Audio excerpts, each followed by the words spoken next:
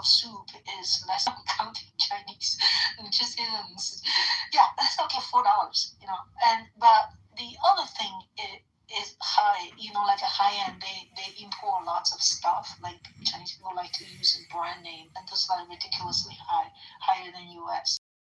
So it is people who are very well-to-do. They like to show off their status by dress, brand name shirts, outfits, and then carry brand name bags, and wearing tons of jewelry. And there's I don't know the percentage of how many wealthy people, and then you have very bottom class, and they probably can only afford to cook their own meal at home, not even go out for spending 30 yuan a meal. So yeah, and speaking of their salary, retirement salary is much higher now. About 15 years ago, my mom was retired, and her monthly stipend was 2,000 yuan. So you figure, yeah, not even $400. But today, people's retirement salary can go between 5,000 to 10,000, depending on your work, your class. If you are communist, long communist people, members, like my father was communist since he was 15. So they all passed away, my mom and father, so I can talk about their money thing. And my father has very person. Therefore, he and his wife, they can afford to hire 2 nannies. Now, that is talking about low labor in US. I can't even hire someone come to me for 3 hours a day, when I have surgery. So that is a difference in China. You can feel really, you can get help if you have money, reasonable amount of money. We're not talking about a lot of money. Yeah. So I'm done. Thank you for that, Jane. So it's probably a mixed bag. It wasn't quite as simplistic as maybe suggested. Thank you. Pat, I guess you're going to get the last word. Thank you, Gary. Gary, you always host a really program, and I really appreciate the way you run your rooms. I just want to give you your flowers. Yes, I'm saying yes to that, but I'm not sure what the true tipping point is, and I think it's different for each person, right? And so for me personally, no, it has not affected me, grace of God, right?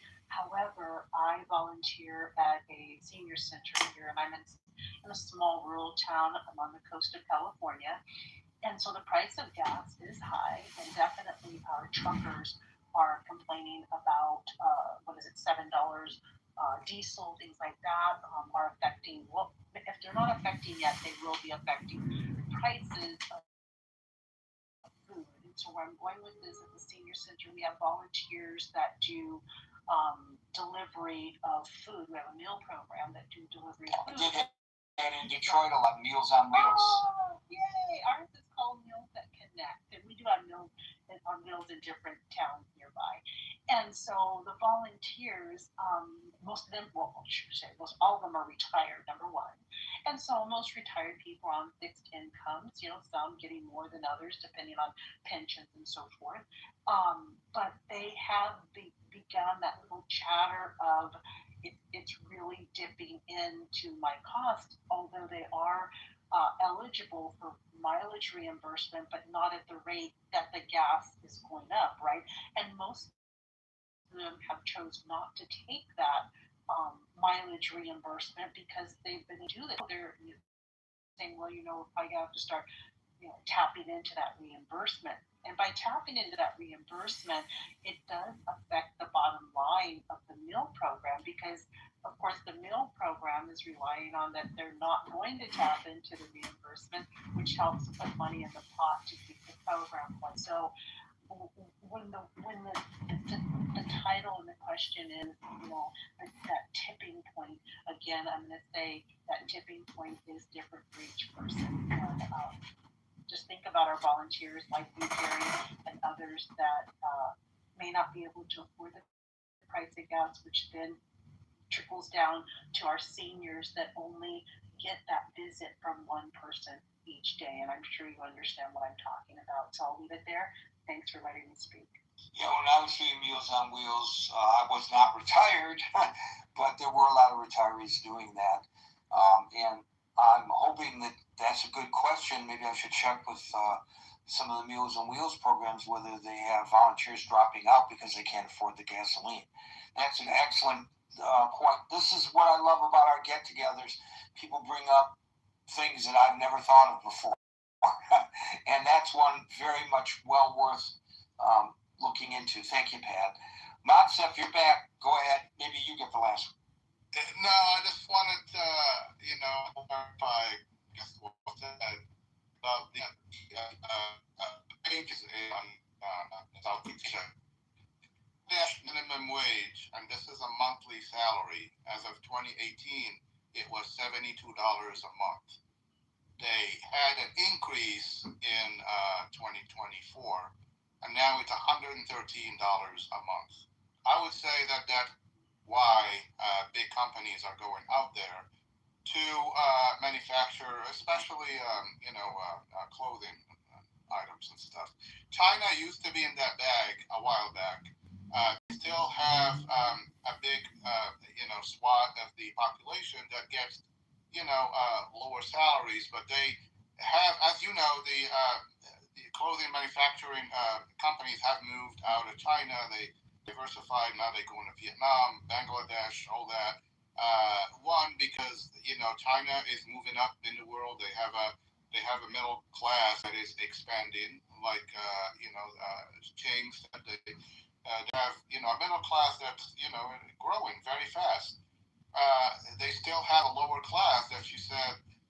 For example, people that can to produce the same stuff in West Virginia and have to pay someone $1,200 a month. The same articles that would be produced, which is a reality. We're still, it's still out there, and a lot of Western companies are taking advantage of it. That's all. Thank you, Matza. Folks, there's some more breaking news that has to do with tariffs. It looks like the president's tariff program may be in jeopardy. If you go to the chat, which is linked above, I have linked to a story there about that. And also, I just want to remind everybody that we're going to be playing around with a live event twice this weekend. Saturday night at midnight New York time and Sunday night at midnight New York time, where it says main chat above. So you can subscribe to my Substack. That way you will be notified whenever we go live on Substack or when I decide to post something on Substack, which I think that you might be interested in. Folks, we are here Monday through Friday at 5 o'clock New York time. So until 5 o'clock New York time tomorrow, for the next edition of the Critical Thinking Forum, everybody be safe, be well, and peace out.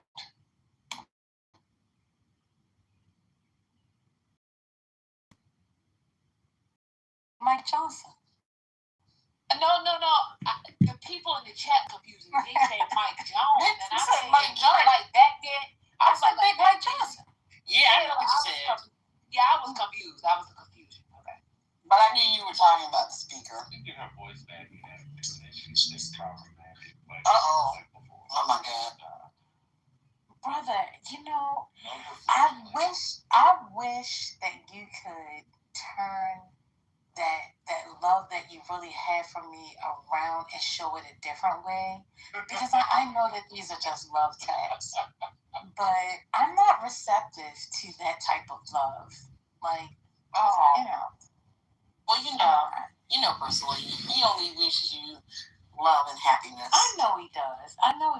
And I had to remind myself of that because, it doesn't quite come across that way. You know what I mean? So I have to remind myself. That's why I'm saying it out loud. I wish that he could turn his love. I'm trying to. Yeah.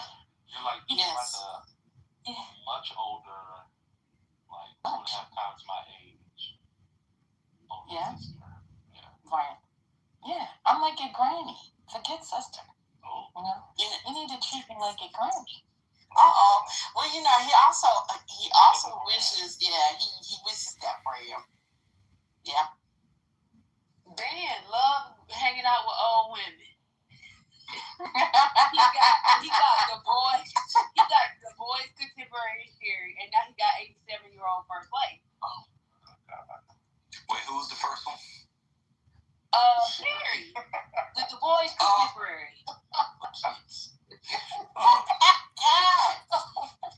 Who took Patrick Henry out on a prom date? That was insane. That was funny. Because I had no idea her boyfriend at the time was named Patrick. That's insane. It's only.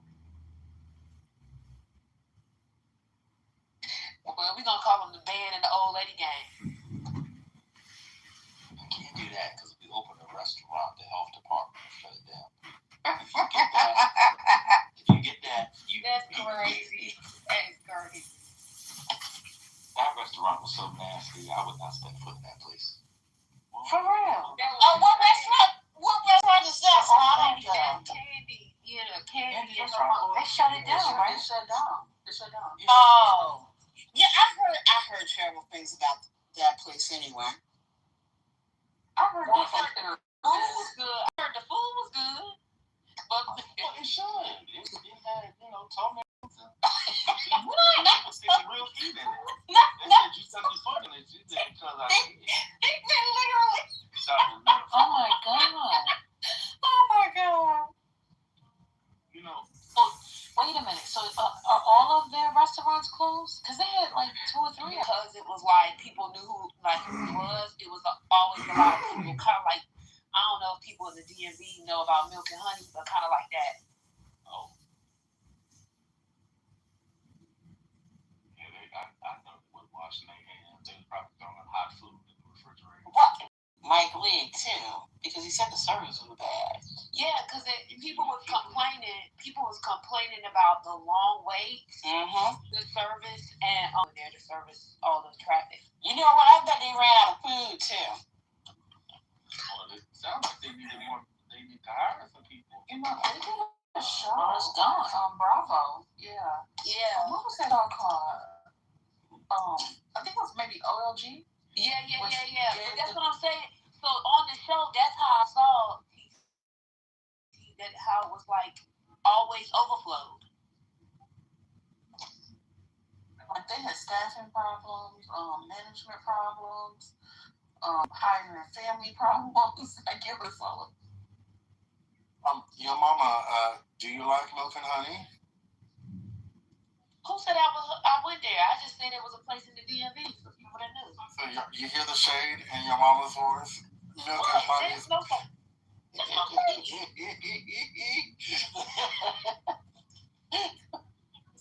What is it? Is it a restaurant or? Ask your mama. Yeah, it's a restaurant.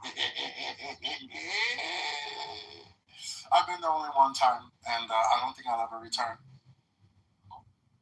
What is this place, yo? It's a restaurant. It's a restaurant, and you get like mainly it's like a lot of brunch, but it is expanded now. It has like multiple location area, and you could get like breakfast / lunch, like soul food type food. Okay. Like, chicken and waffles. I mean, not chicken and waffles, but like that. Gotcha. So is it better than the Hush Harbor? Oh, Jesus. I'm gonna be honest, that one still took me out. I don't think I recovered from that one. Did anybody ever visit Sweetie Pies? Wait. Close them? Sweet potato pie or what? Sweetie Pie. Miss Robbie's restaurant. Oh, that's right. No. My sister, yeah. She said you gotta wait in line. Well, this was years ago. She said, it's a long wait, but the food is good. I was thinking about it when your mama was talking about the long lines. I remember watching Sweetie Pies, and was long lines out there. But I know that her place closed up as well. Her son killed. Yeah, her son killed the nephew or something. Right. Did they wrapped up all the restaurants after that? I think it was a little bit before. Why would they need to? And then The last restaurant actually was a victim of the hospital expanded so that they had to close. So she didn't want to close that one. That one was the upper crust. Yeah, that was the first one, right? But they, all shut down. Ben said he been before. How was it? Was the food good? No, I was responding to Hush Harbor. Oh, Ben's been to the Hush Harbors. I think it's an Adams Morgan. I was over there. I can't remember. And you give it a good rating? Yeah, it was fine. I went by myself, took a book or article. It was fine. Yeah. I mean, for me, bars are generally fine. You got booze and a good companion. It was fine. They take your phone away. Yeah, that's nice. They do. Wow. That's the thing. It's a phone-free bar, so you actually talk by honoring Negroes who went into the Hush Harbors to worship and plot escapes and resistance against the master. It's a very nice idea. I think it's an Adams Morgan. Yeah, I think it is. Yeah. And they have little bites. They don't have a big restaurant, but they have little bites. And it's on H Street. Yeah. He gonna meet you over there. I heard her. Well, I feel like if I go to DC, I would like to go. And then it's a bar. Yeah, what?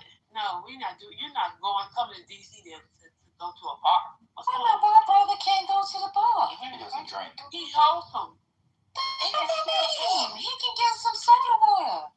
Oh, God. There's a bar. He What goes softball. He could go to Salamander and get a soda water. Not Salamander.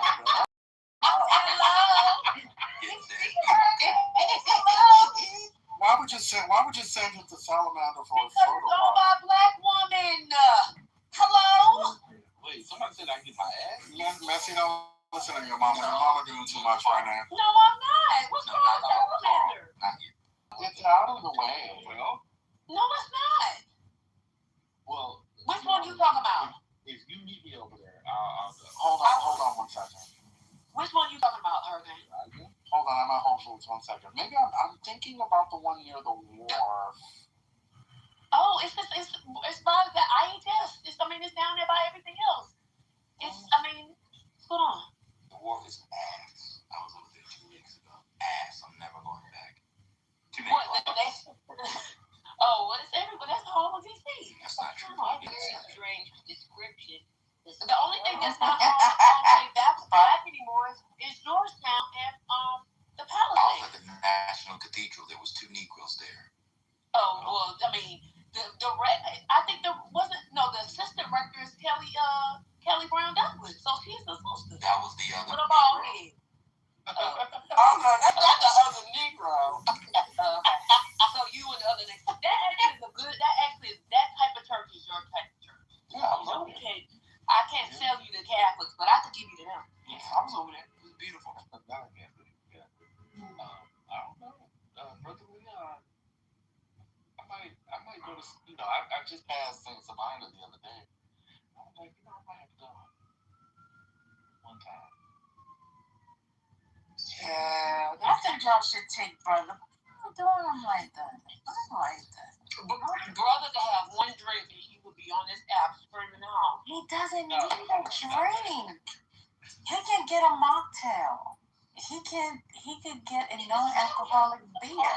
He just wants to go for the ambiance. He wants to go and experience it. Y'all acting like y'all know this man's taste. He just said it.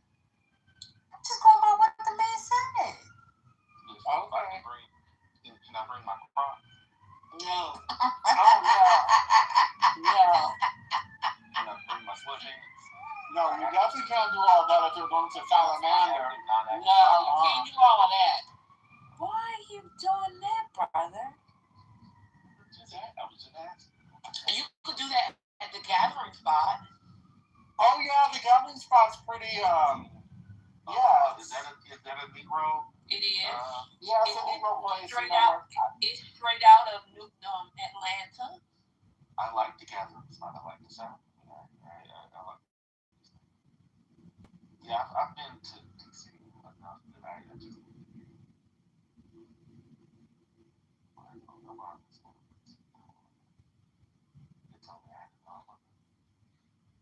Some were really nice. Some I wasn't impressed. I'd rather just go, if it's medium or bad. Surely they have a blue note. Your mama?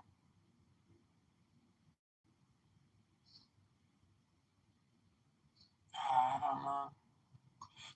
Brother, yeah, we can't see your beautiful badge with the ticket in front of it. I just want to say. And Hurricane, yours might be hiding underneath of there. I think maybe you should cash that too. I don't know, you can't see it. So I was going to answer your question about jazz. I don't know all the spots, but there's Davis. Y'all, neither one of y'all. I was looking for both of y'all yesterday. What was the conversation? Because I don't know. Ben was saying something about it was one voice that he would take out or something.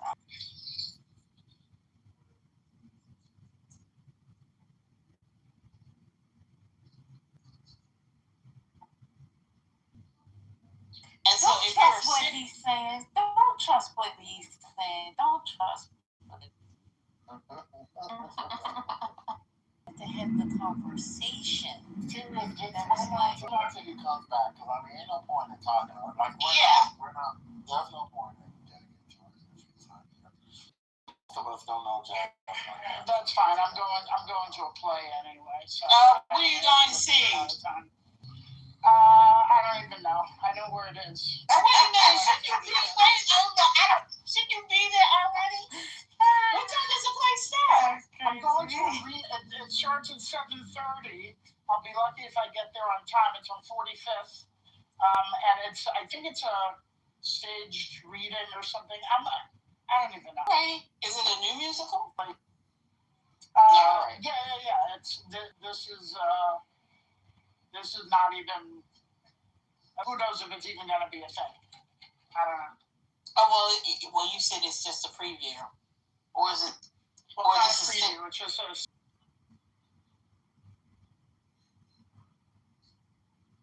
I'm just trying to support the art.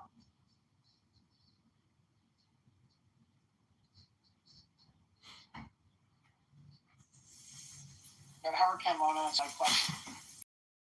I didn't see it, but I know I owe you some info. I'm so sorry. I'll get to it before. It's all right. We'll deal with it another day. Oh, okay. But you asked me a question in the room chat? Yeah. Oh, you're not gonna find that. That was 2 hours ago. Oh. No, it was about the Met Gala and Connor Story's horrible outfit that any chick in her late 20s would have worn at the office of a marketing firm in Midtown. And it set the gay community back about 10 years. But you liked it, I heard. So, I mean... Oh, what do you look like? I'm getting on the train, so it can't even agree with you. Yeah, that's fine. When you look like Connor Story, you can wear just about anything you want. Doesn't really matter. I mean, I didn't hate it, but I just thought, I'm like, oh, that's just everyday wear. Connor Story does not have an everyday body. Hello? We're not talking about body. I was talking about the top he was wearing. Right. The body matters because it's the body that holds the fabric. It was a terrible blouse. It's not terrible. It's not terrible. It's not terrible. I mean, I would wear it. It was for a man, so I mean, like, it's not a... That's definitely that. Yeah. I could definitely. I want a career. I just told you it was everyday wear. Well, first of all, hold on. Let's get into like you guys are acting as if that blouse on Common Story is comparable to that blouse on a woman. It's not. The fact that he's a man wearing it is what made it. That's your opinion. But that's your opinion. That's your opinion. But I mean, but the cut. And I'm stating it. That cut is not. That cut is not unfamiliar to me and First Lady. I've seen that cut before, and I've seen it on a dress, as a matter of fact. Exactly. Yes. None of y'all look like on the story, so. Well, we don't care. I don't want to look like him. I don't want to look like him. I care. I mean, what are we talking about? And first of all, you have to have great wear that blouse to put on. You do. It really shows off your shoulders in addition to your arms. It showed up. It's not the Mecca. Exactly. It's not. Wait a minute. Did you not hear what I just said earlier when I said it's everyday wear? That's something I can wear on a Tuesday. It's not for the Met Gala. That's what she said. But that's what I just said. What's going on?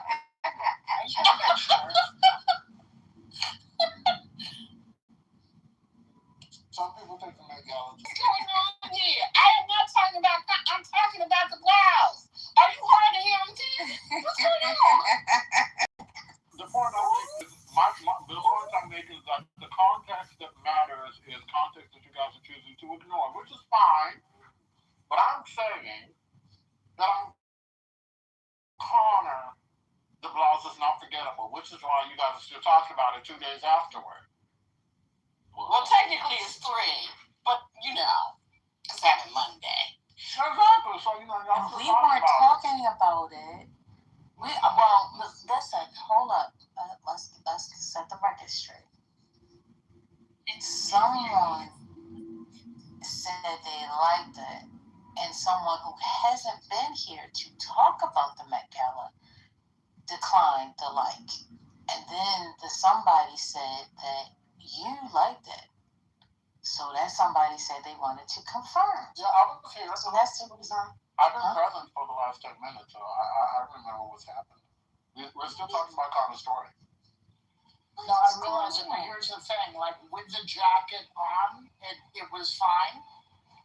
But with it off, I agree with everybody else that has been commenting, except for one person. So, Spirits, if people told you what I said on the day of the Met Gala, if people told you what I said on the day of the Met Gala, then they would have told you that I said just what you said now. That it looks great with the jacket, and I wish he had kept the jacket on at the Met Gala because I want to see. That ain't what the person said. That's not what the person said. I know. Which is why I said if they told him what I said, then he would have known that I thought the jacket was what made it good. No, I'm tired of people trying to act like Connor Story is a regular looking human being with his body that he looks like a freaking Greek god. No one said anything about Connor's body. No one said anything. See, you know what? See, now you don't understand fashion commentary. I would never talk about the person's body. It's always about the clothes. That's what it is at the end of the day. And I said the blouse is fine for a Tuesday and not for an event like the Met Gala. Okay? You can focus on Connor all you want. I would never say that Connor, I didn't say anything about him looking bad in it. I didn't say that. No one said that. I usually find fashion commentary boring because most of the people who are commenting on the fashion look a hot mess any damn way. They want to talk about people's outfits. Like freaking Joan Rivers. When she talked about, what is it, Princess Beatrice? She had on some kind of hat that looked like horns. When she said it, oh my God. One of the reasons she was funny is she always looked like a scarecrow. Yeah. I'm not about other people saying you're ugly and your daughter's ugly. Okay, that's not the same. That's not the same. Yeah, and you get in trouble for that. I mean, say that. That's not what you're supposed to do. You're supposed to comment on the outfit. You can't do that. What do y'all say about So this is gay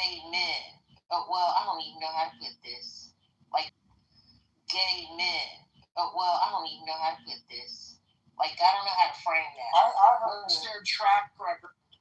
Spiritual EJ is an entitled idiot. Okay? He's stupid. And just gambled away $20 million. Did you hear about that? No. What? I haven't heard anything. No, I don't know anything about them. Oh, EJ's a non-entity. Non-entity, just stupid. And a Republican. Oh, wait, come on. Really? Yes. Can you imagine being the child of Magic Johnson and Cookie Johnson, and this is how you turn out? A shame. They Republicans? They're not, I don't know what they are, but so I don't know what the whole is, but I know that he is confused. EJ, go to his page. It's been a while. It's been maybe, a month or so. But he goes through a whole explanation of how to dress. And I do think he's a fairly good dresser. But how to dress, and what person, how to coordinate, and how to get a heterosexual male. He goes through the whole thing. And I wanted to know if he was low-key dissing women, but I just didn't really tell because he was frankly kind of smooth with it. I thought y'all saw that. Let me see if I can find it.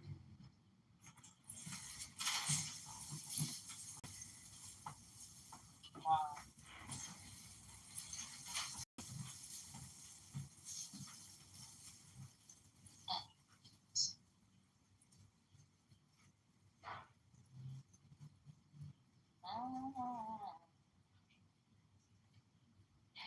I think we often agree that hurricane was wrong.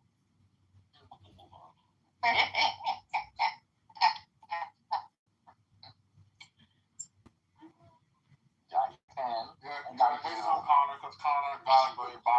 I don't understand why he can't hear what people actually say. Yeah, I think it was great. I mean, what's going on here? He's making stuff up. Well, I think it's not. I wasn't trying to win anything. No,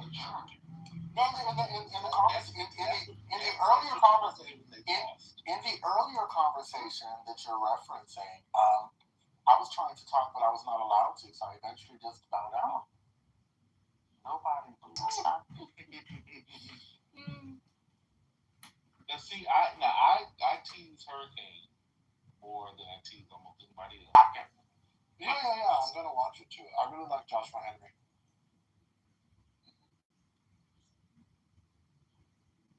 Now he's mad because he's eating them cookies, so he's taking it out on us.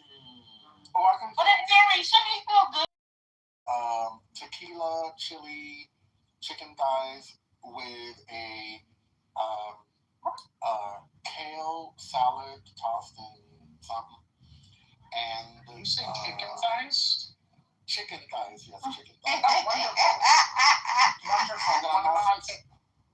And I'm also having roasted baby yellow potatoes as well. You love them so much, they will go undressed. Decided to bring up his dad naked chicken thighs.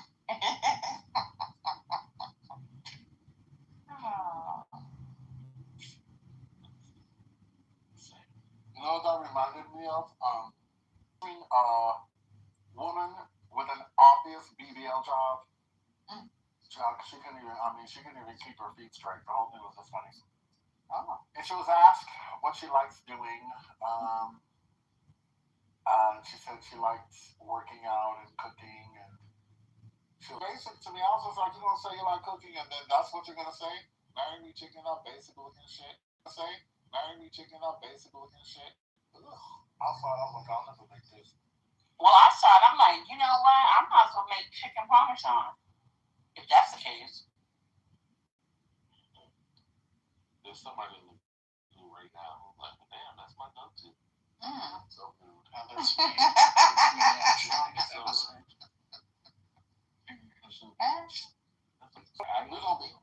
here. That's a little much. Little water. Ankle deep. Coming out of the water looking like a Nigerian warrior, okay? Looking like Bo Derek and 10.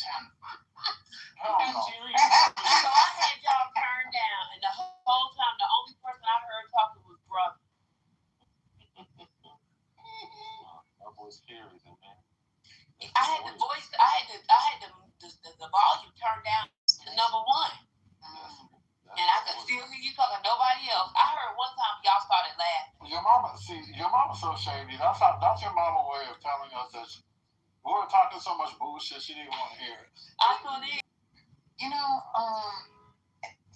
Hurricane. Hurricane and brother. If I wanted to, I could have definitely sang soprano yesterday. Okay.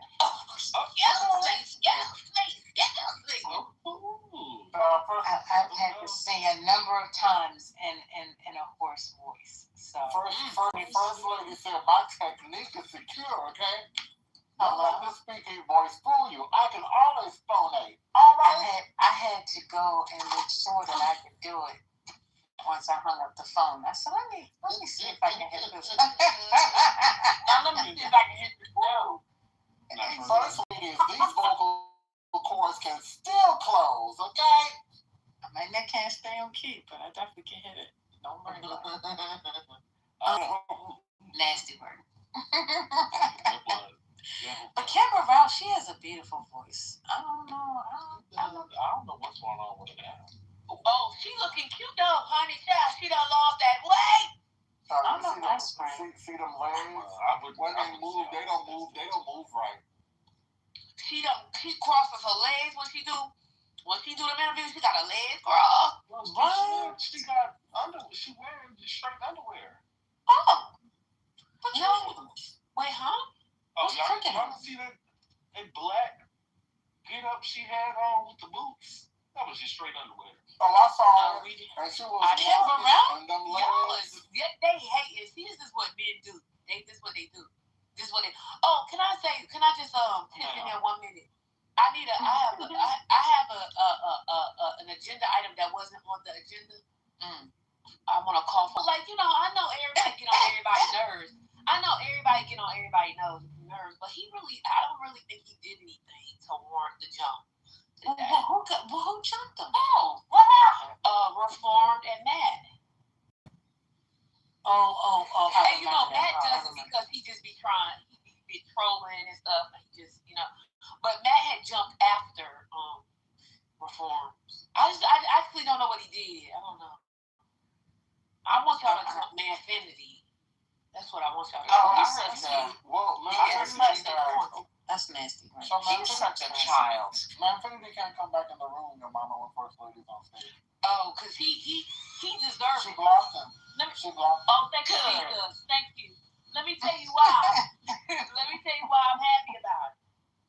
Because, see, I don't mind the whole foolishness sounding like, advocating for Trump and all the stuff he does. I don't mind that. But the homosexual digs, I don't like when they talk about the homosexuals. I don't like it. And he was doing it. And then to put the icing on the cake, he went after Brit. And I didn't really particularly care for that. Well, First Lady unleashed a flood of rage like never before. And when that shit hit Manfinity, baby, Manfinity turned into a puddle of nothing. Okay? Come on. That nigga went on mute and never unmuted again. Come on. She called him a piece of shit. She called him a POS, and then she spelled out the acronym piece of shit. Oh my goodness. Okay. She did that? Oh my. Yes, indeed. And I was like, this? First Why lady. you still got Sarah Huckabee Sanders? And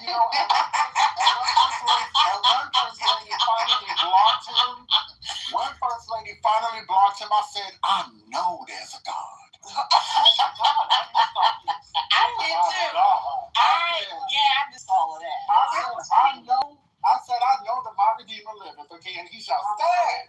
Okay? I know he lives. Okay, he shall stand at the latter day. Kid's name, The Love or whatever. No, this was early. The movie? This was early in the morning. This was early. This is today. Oh. Yes, God. Okay, I said, look at God. Okay. And did you say Happy Thursday? I know. I said hallelujah. That's what I said. All right. Mm-hmm. I lifted up my dirty hands, okay, and I worshiped, okay? Not your dirty hands. I did. Long time, young lady, up here. I've been asking for Jesus, let me go back down. Bye to them. Anyway. No, but you wasn't even talking when I came up here. Yes, I know you can't share the stage. No, we can't. Wow. I don't like Marvin. No, don't say that. It's true. To do all that wasn't even necessary. Don't say that. I don't come for you. Don't So do there's that. no reason to come for me. I'm not coming for you. I just said I didn't like you. What's going on? Okay, but again, it was something you could have kept to yourself. I didn't. Well, I didn't keep it to myself. Okay, so that's why. All right, where's the sisterly love? Where's my grandma? Going on? That's all. Like it was. I like your outfit. All that. Y'all left. I like your outfit. I had something to say earlier. I didn't see nothing. You didn't raise no. I know Bonnie like marrying chicken. Now I know that. And do. I knew it. Y'all talking about somebody else? See, I know it. I didn't say that it was terrible. It's so basic. Like most. I did say it was basic, and then I said I'm quite sure it was basic. No, don't get now, now, Bonnet, the difference between Sherry and me is I'm going to stand 10 toes down. I would never make that shit because I'm like basic ass fuck. Oh, nobody. Then you gonna throw me under the bus. The hell do sweet potatoes with peppers. Like, you can't get no fucking basic in there. You right? So I'm marrying chicken. So somebody tell me what is a marinated chicken? So what does it consist of? First lady, I googled that shit and I said, ooh, I would never make this. So I mean, it's I think pasta is part of it and chicken, but I think oh God, I have to Google whatever. Like, oh fuck. Well, why do you like it? Because it's easy to make. You can. It's very easy to make. You can make it on a weeknight. Oh. Right, Bonnie? It doesn't take that long to make, does it? Wait. I see some especially if you put it out there.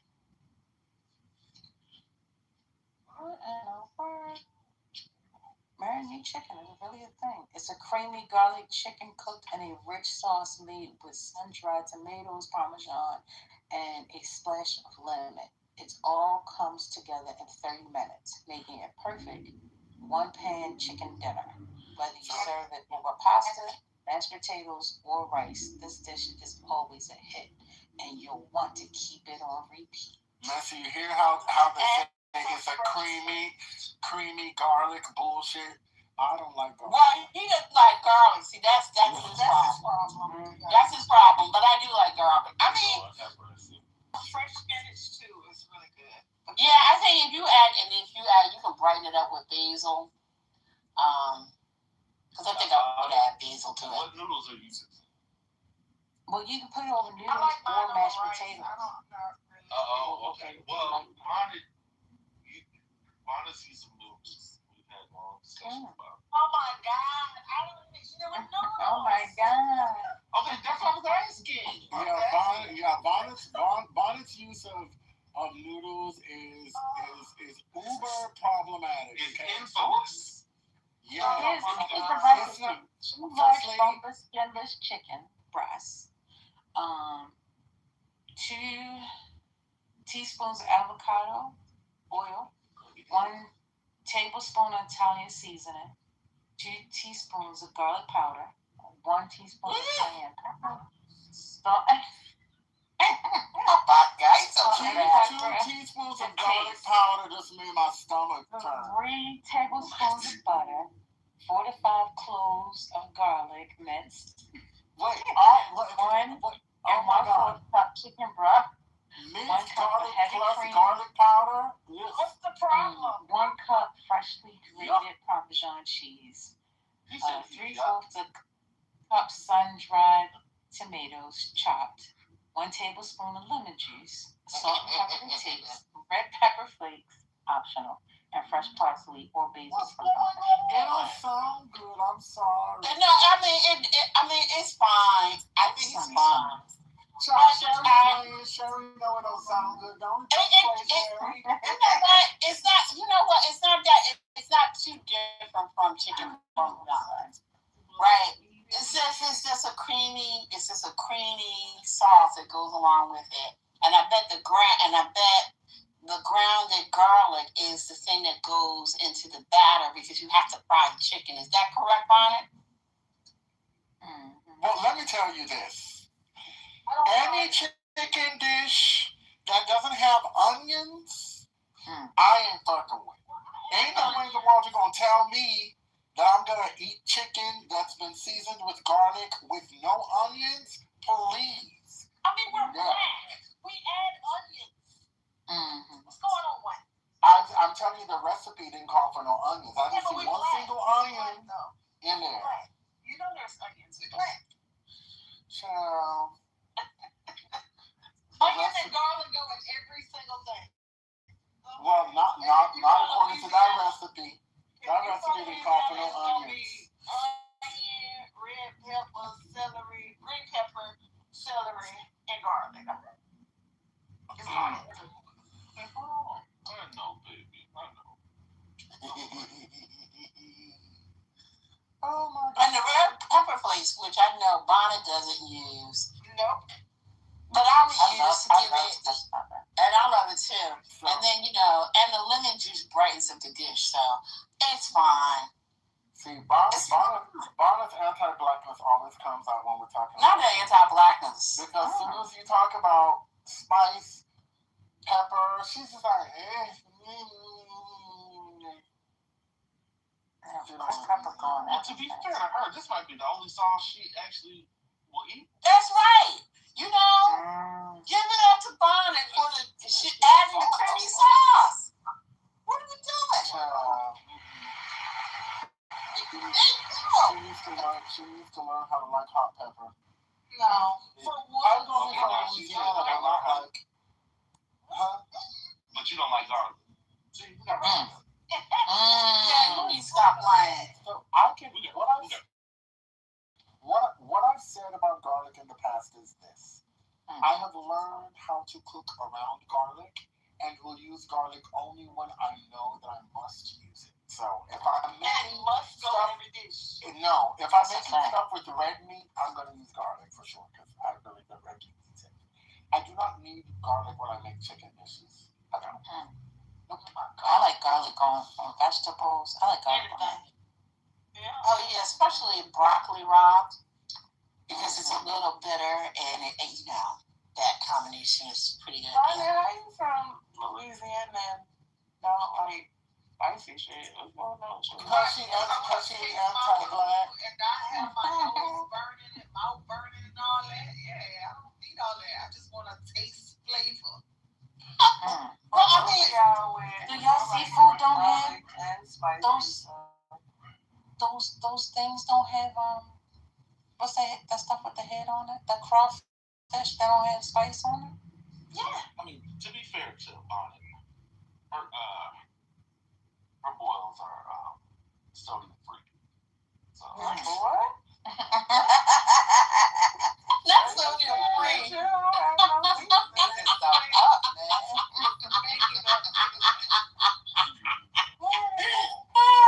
He's saying you don't use no seasoning. Okay. Just because I don't eat spicy food don't mean that I don't like seasoning. What's going on?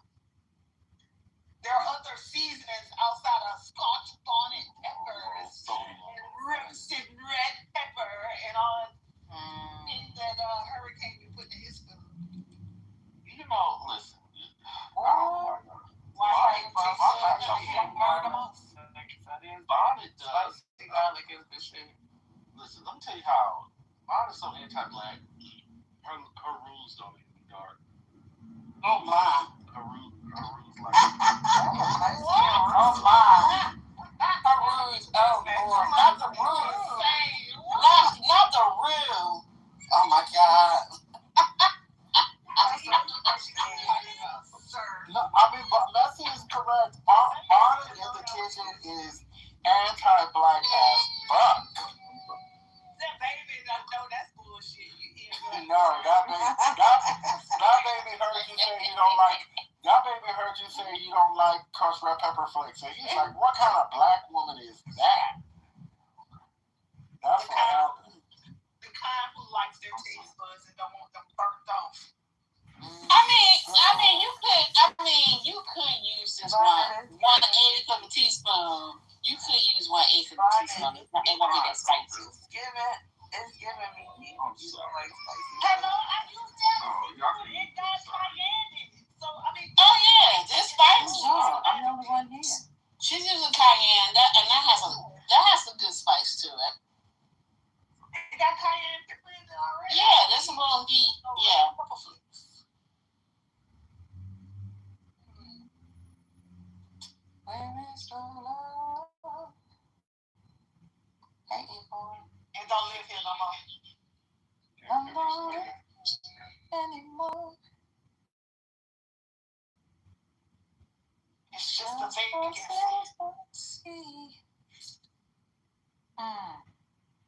But the people, I think they still wanted to recap from earlier this morning when y'all had snatched my edges, baby. Who got edges? Y'all snatched my edges listening. I said, oh, jeez. Manfinity was banished to the pits of hell today. Oh, Lord.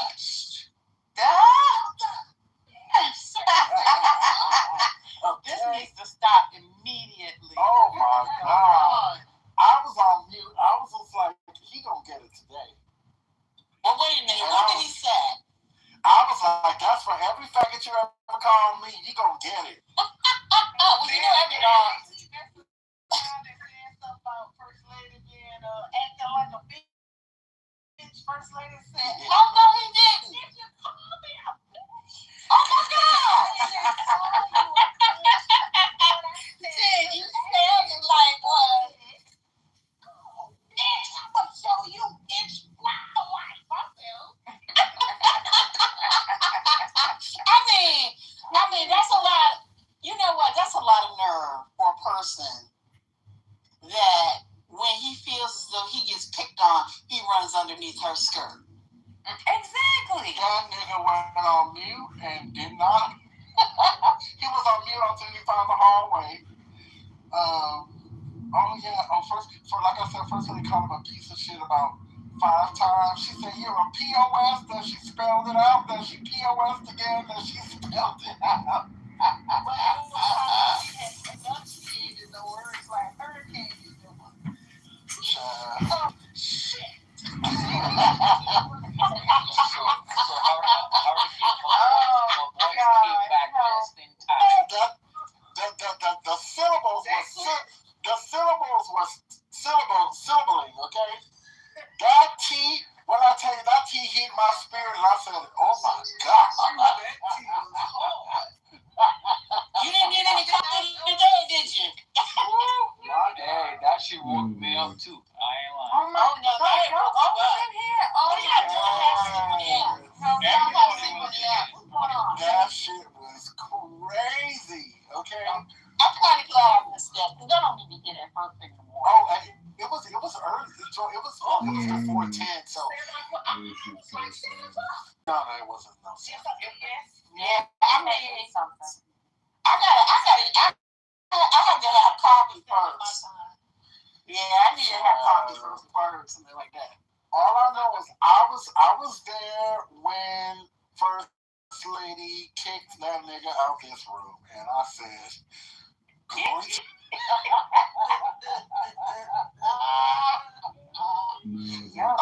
and you know what else is funny?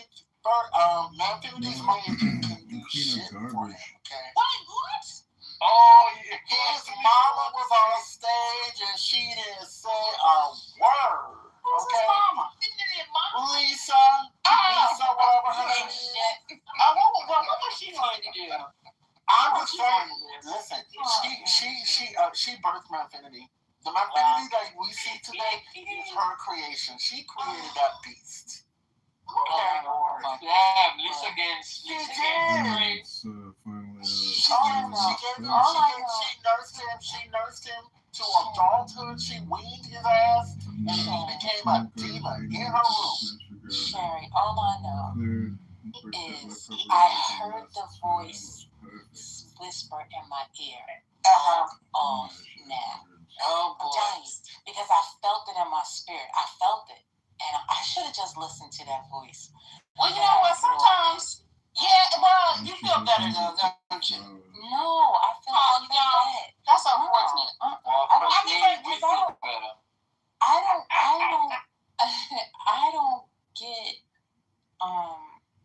don't get off by doing that. You know what I mean? No, I get it. No, I understand it. He's always just challenging, and I tried to tell him like just be quiet. Yeah. And then he put on that white man voice, and he was like, no, I'm not gonna shut up. And that just sent me off. That just took me to a whole nother place. I know it's a level. Yeah, and then the other guy who claimed to be from Iran, he was like, he tried to tell me to shut up. The fuck up, you fucking whore.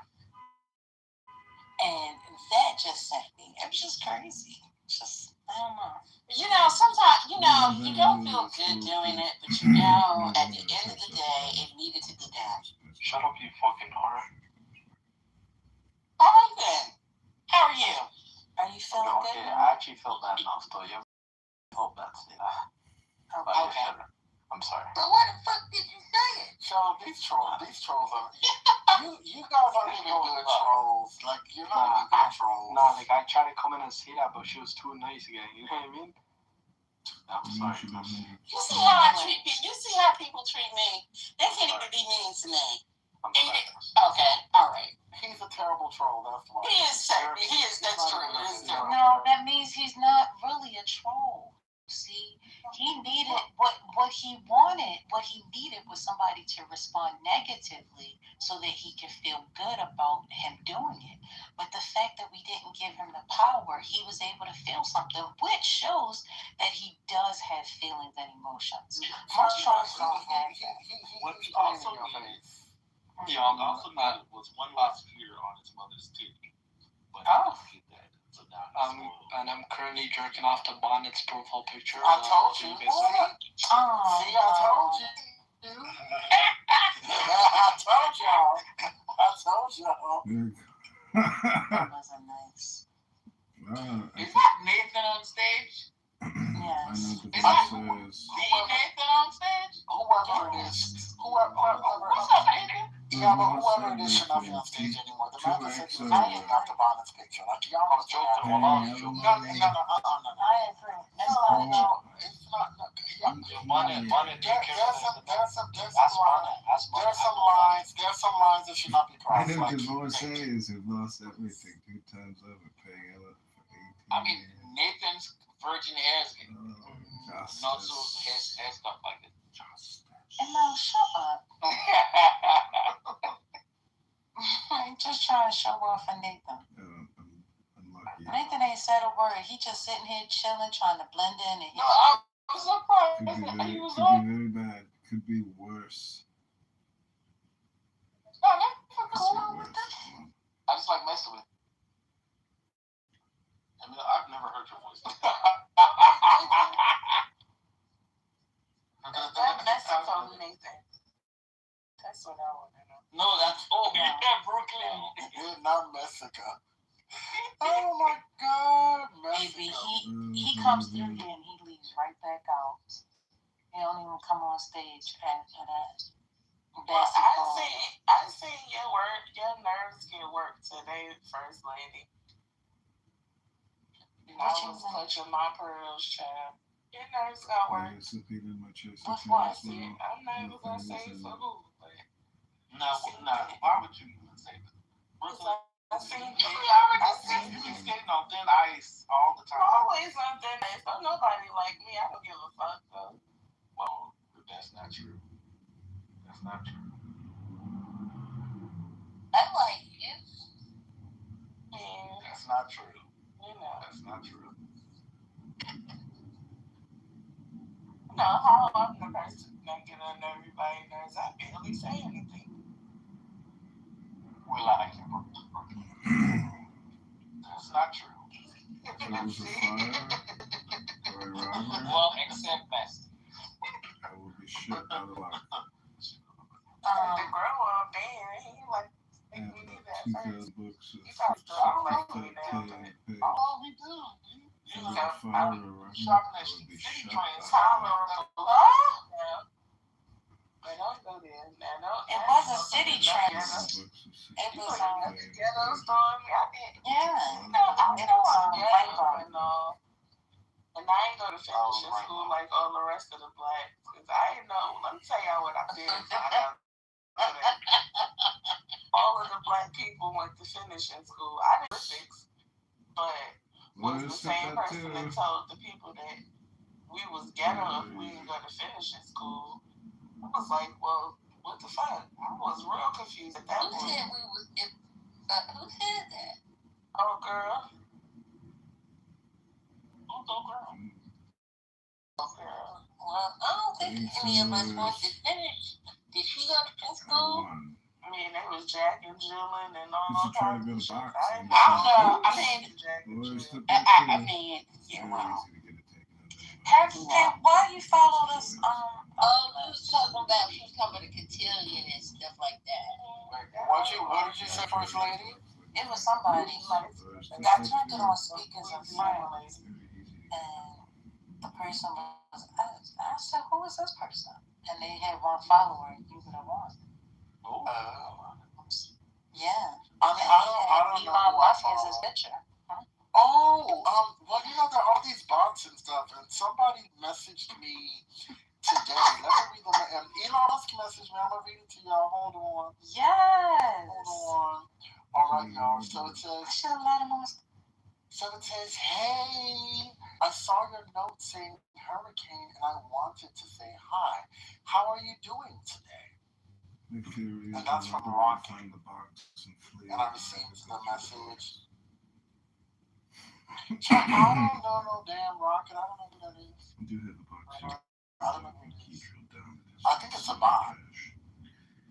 My theory is a rubber will find the box and flee and then pass through the box. Why would he lie to us? What am I lying about? You're clearly lying. Absolutely lying. It's okay, you know what? You're not gonna sleep tonight.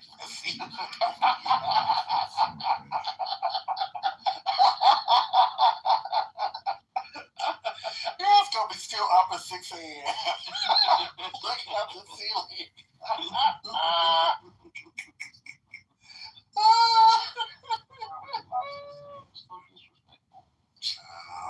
Yeah, Rocket sent me that message. I was like, let me find out Elon hit me with the DMs, okay? In the back channel. I wanted to let you know, Harry. Full syndicate.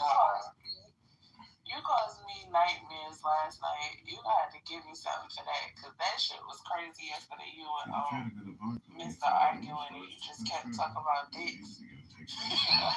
Oh I swear to God. And several nightmares. Oh my God! I can't. Yo, look at the room chat. It's in around. Rocket said, please send me a DM. Oh my God. Well, you know, I mean, Your karma will go up. Go ahead.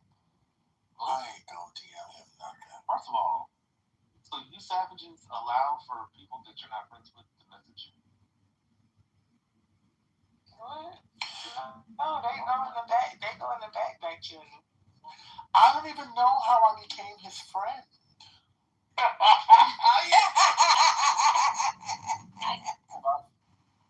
If I'm not friends with you, how did that happen? You like misfriended?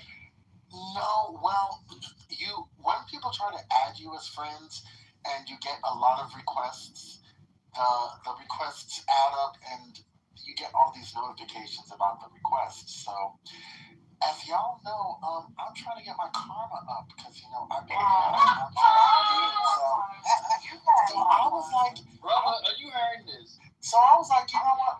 Maybe if I accept these friends, if I show myself to be friendly, maybe my karma will go up. But I was like, let me just accept a couple friends. Y'all, This is insane. why come my karma went up? My karma went up. I'm not going to tell you how much because Messi has been plotting my demise.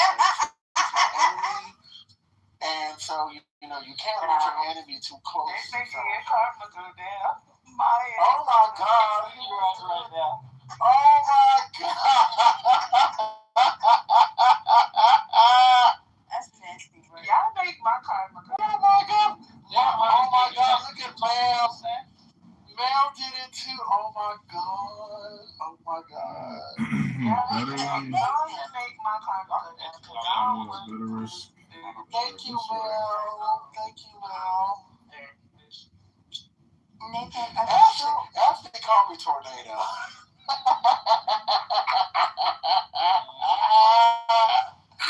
Oh my God. I'll call you Sprinkle. Well, that's worse than the name Bang came from one time. After that one lady dragged me, Bam was like, your name is not Hurricane anymore, it's now Drizzle. I'll call you Puddles. Oh my God. Drizzle. Oh my God. I was talking about Drizzle.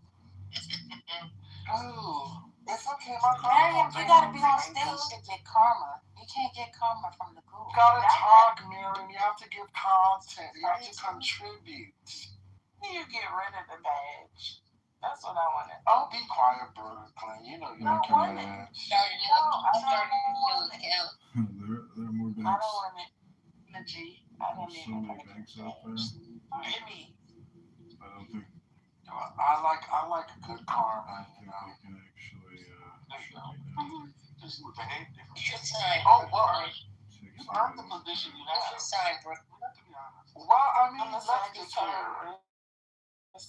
If somebody tries me, I'm going to cuss them out. Karma or not. I don't care. Actually, why you keep giving me eyes, There's so girl? many banks out there. I don't think they can actually shut me down. So, people keep bringing up this. What is it called? The Hunter virus? What's it called? I think that's what it's called, hantavirus. Hunter. See, your mom just gave you good karma, Brooklyn. Your karma gonna Yeah, go up. because they know that I don't It's want gonna that go goddamn up. karma, and I don't want it. So now my punishment is keeping karma.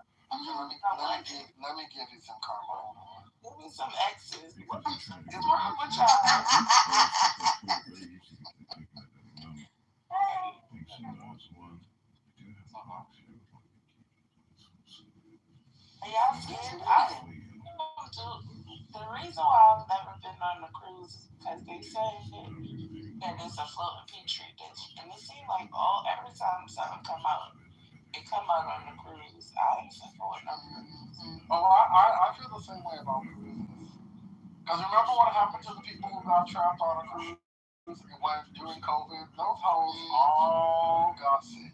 They all died. Oh, I would have had heart attacks. Being caught away at sea like that, that's crazy. I never been into the idea of a cruise.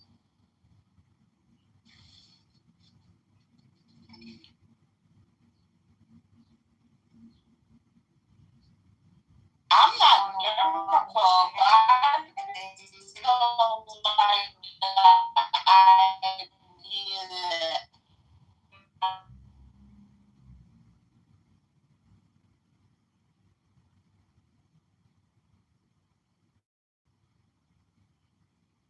It's too late now. She already paid for it.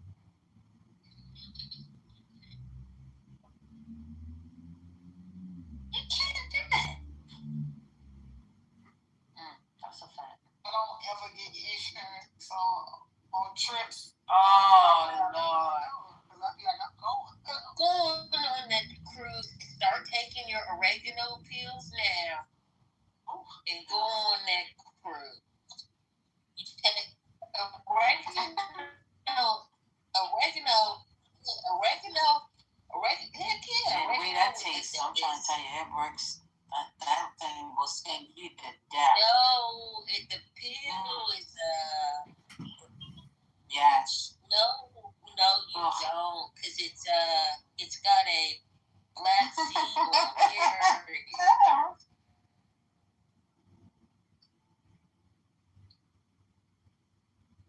It doesn't bother me. But girl, if you don't want to catch you do. Enjoy.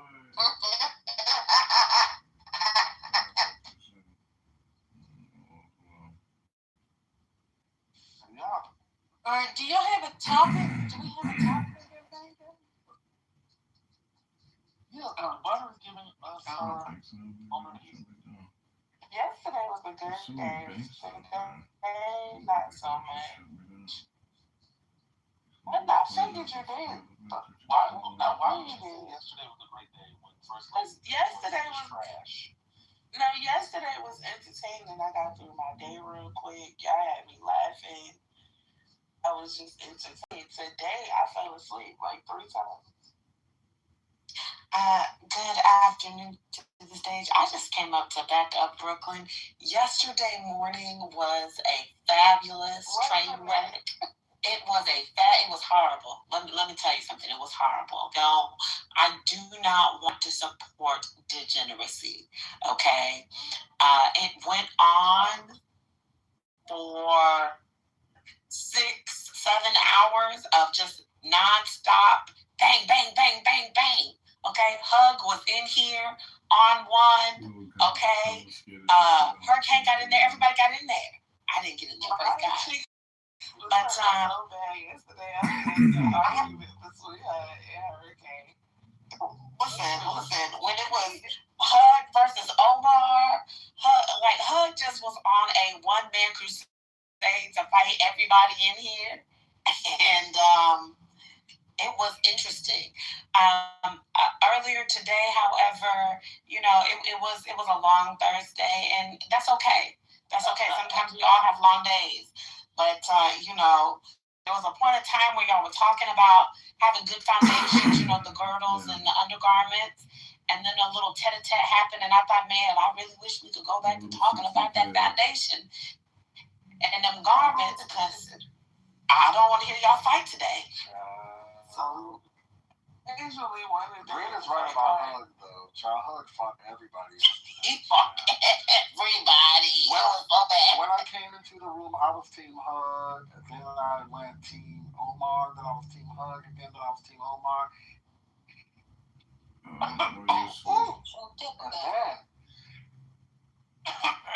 Let me tell you, that's how disturbed my spirit was when I found out that Hug liked the F word and was just throwing it all around. And, it reminded me of the past. That shit was driving me crazy. It was funny though, because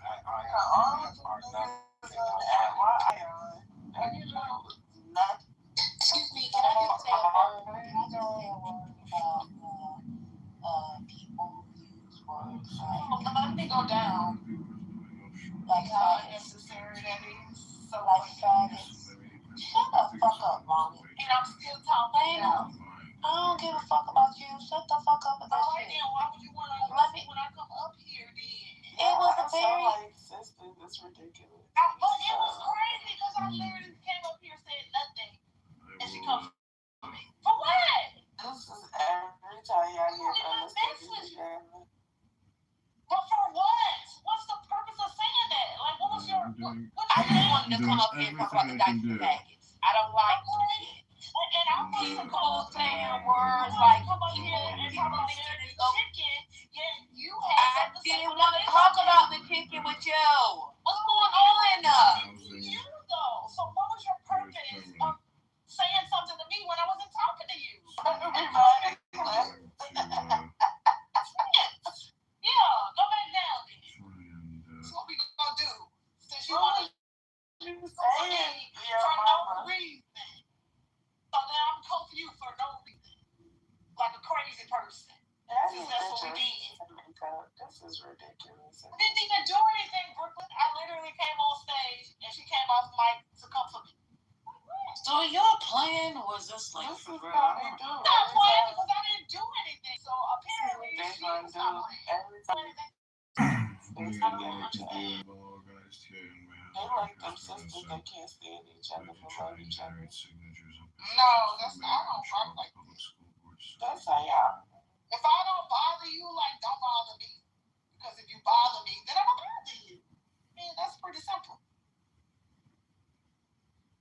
Thanks. Y'all can go back to y'all conversation.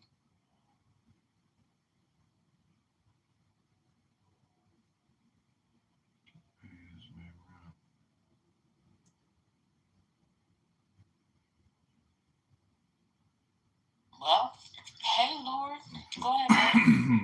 Oh, see, I was just gonna be very messy and ask. Now, if you put a little paprika on the oregano pill, and then you take that, how much virus does that block?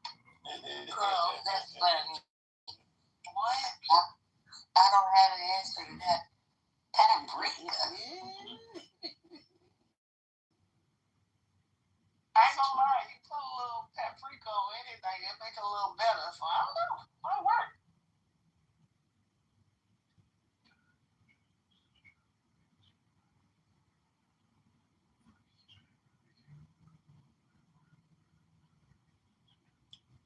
Nathan, what's going on? What's happening? Are you able to speak, Mr. Nathan? Oh, it's... No, Mr. Nathan. Mr. Wilson. Hey, Lord. You know, that reminds me. Nobody else talked. The first time I heard First Lady speak, she was actually not First Lady, but it was in a crash out. And it was justified. Not to get into specific. It was a crash out. And I was like, oh. This is, it was late at night. Oh, it's been a crash out. I was like, oh, when I first heard First Lady, she opened the room. She was going off.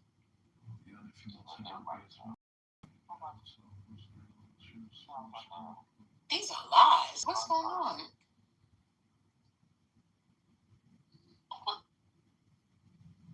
No, when I first was introduced to you, yes, it was you were going off. And I was just talking about this. I was like, oh. The other female temptation is paying her rent. It got me through some. I was working. It got me through a lot of work that night. I get you for the day. I normally come on Clubhouse. Now, I don't like the dark side crashes. That should be it's too overstimulating, but y'all crash outs be good because it's not too much. You know what I mean? Like, on the dark side, everybody be yelling at each other. You can't hear nothing. And you be super overstimulated. Over here, it's respectable. It's a crash out, but it's like a respectable one. No, it's not. These are. It's like a bougie crash out. And nothing. It's a bougie crash out. Now see, you're not meeting the allegations, Brooklyn. I'm ghetto. You call bougie. Everything that ain't ghetto is bougie. So there's that. Well, you're not. Oh my God. Allegations. You gotta elevate. I'm ghetto and proud, and I don't care. I know why everybody want to make it a big deal. Like, why everybody don't? I'm ghetto, and I'm proud to be ghetto. Thank you. You know, y'all be so. Nobody care about y'all identities. You don't care about the ghetto identity? No, it's not. That's why I love it. I love being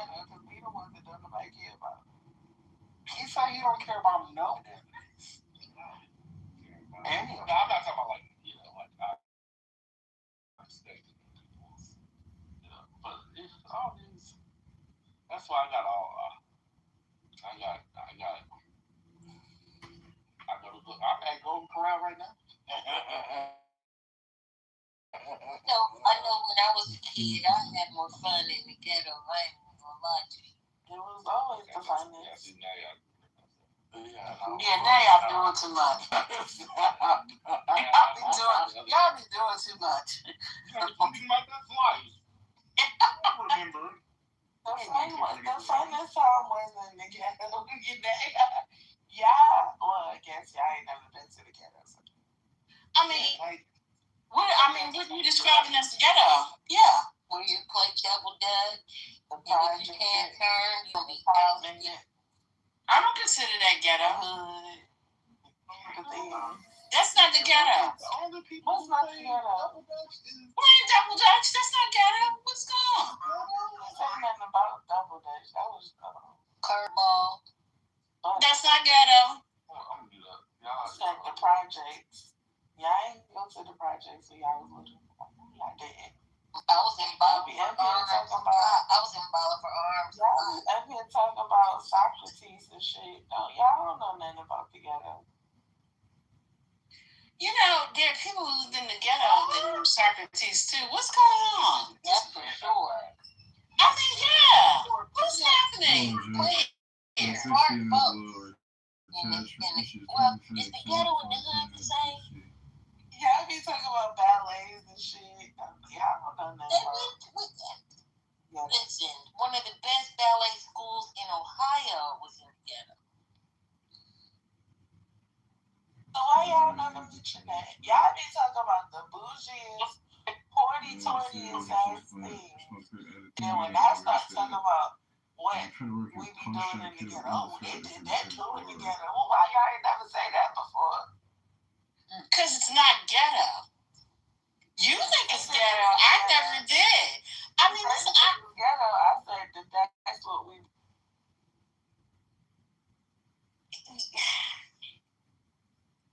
Okay. Oh, Brooklyn disappeared. I don't know. The system acting up. Yes, acting up. Because I can't mod ML. I can't do nothing. Oh, you can't mod? I can't even do emojis right now. Because I'm struggling. Yeah. I turned my Wi-Fi off. Mm-hmm. Yeah, I just got a message.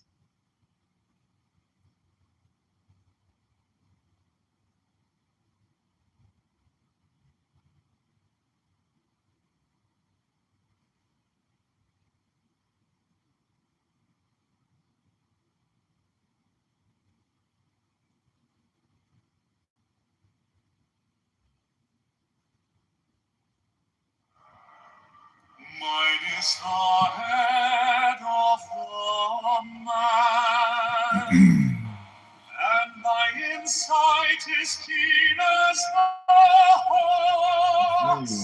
By my head I invoke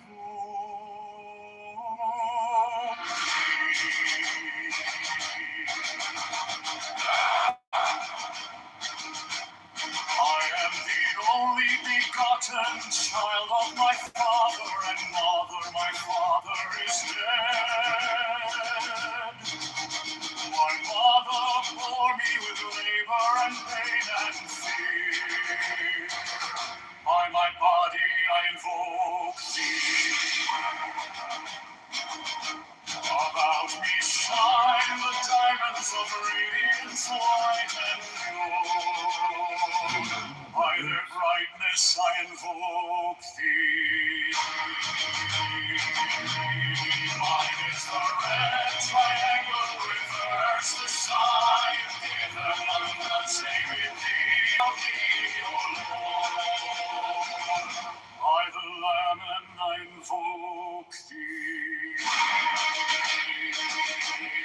Mine is the garment of white, sewn with gold, the flashing light that I wear. By my robe I invoke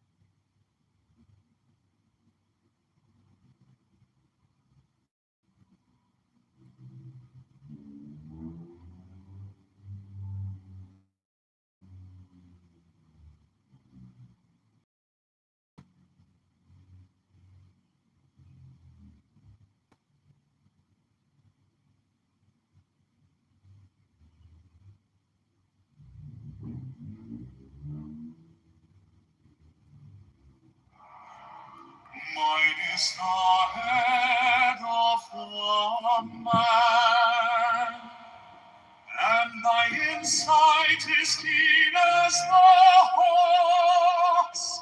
By my head I invoke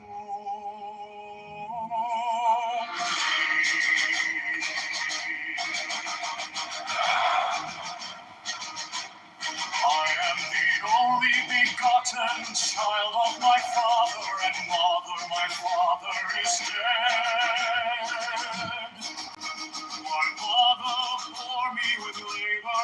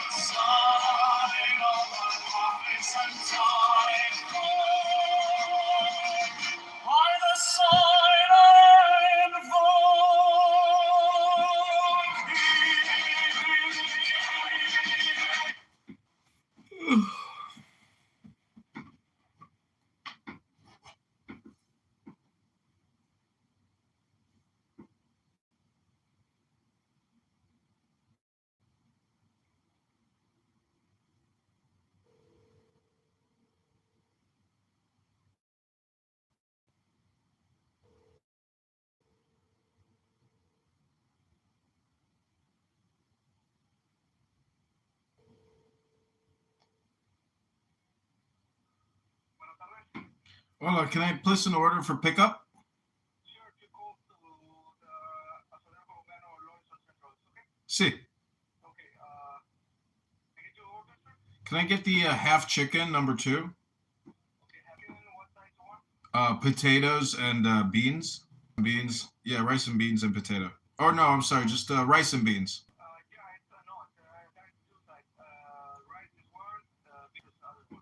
Right, okay. Okay, and you like rice and beans, right? Yep. And can I get two beef empanadas? Beef empanadas? Yep. Something else? That's it. Okay, it's a half chicken, rice and beans, two beef empanadas, right? Yep, correct. Okay, your name? John. John? John. Okay, it's ready in 10 minutes, bro. Okay, thanks. See you soon. Bye.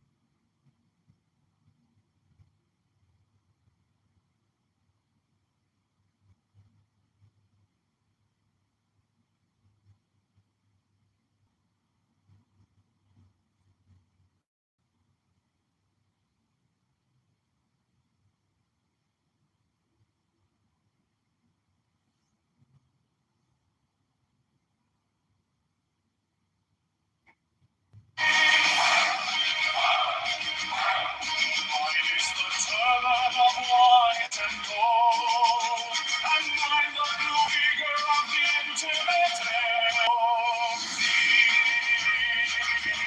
I think that travel on the beats of the world, so words I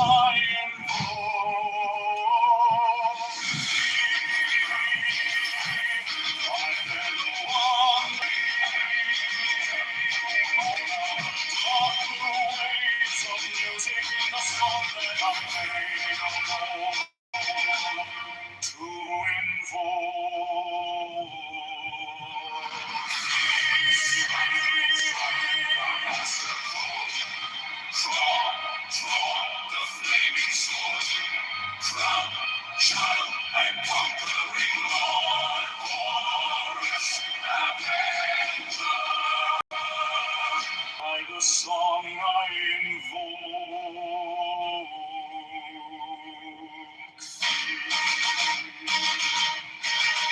My hand is thy sword of revenge. Let it strike at thy bidding. By the sword I Mine is the head of the man, and my insight is keen. The only begotten child of my father and mother. My father is dead. My mother bore me with labor and pain and fear.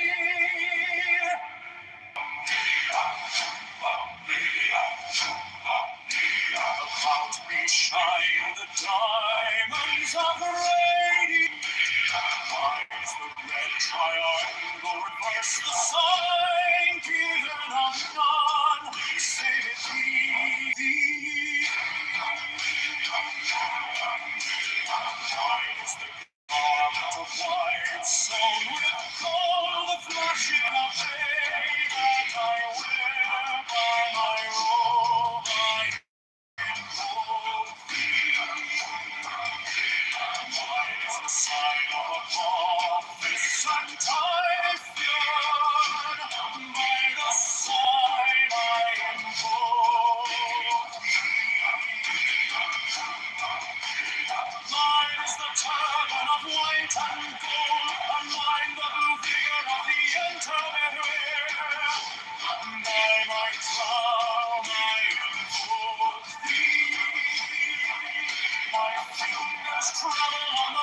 So run I after thee in thy car of glory. By my fingers I invoke thee. I know the waves of music and the song that I made of old to invoke thee. Child and conquering Lord, Horus Avenger. My hand is thy sword of revenge, and strike thy cheek. By the sword I the voice of the 611 are the voices. Abrahadabra.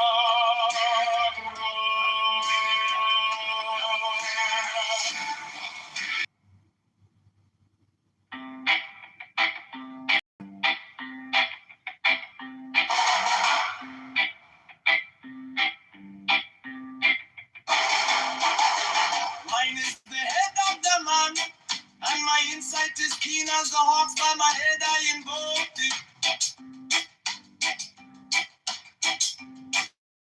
I am the only begotten child of my father and mother. My father is dead, my mother bore me with labor and pain and fear. About me shine the diamonds of radiance, white and pure. By their brightness I invoke thee. By the red triangle reverse, the sign given of none, save it be of thee, O Lord. By the Lamb and I invoke thee.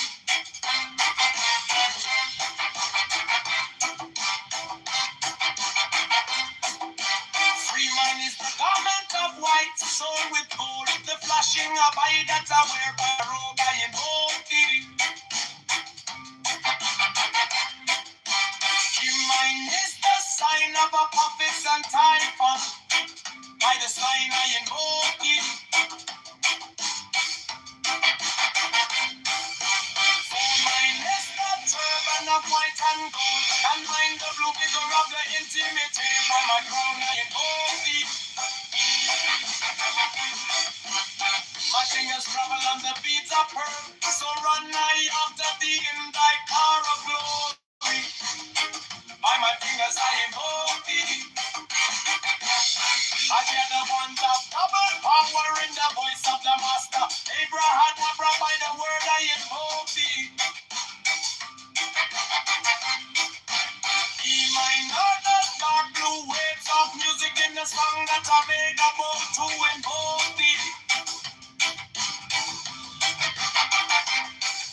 Strike a master chord, draw the flaming sword, triumph and conquering Lord, Horus, Avenger, by the song I invoke thee.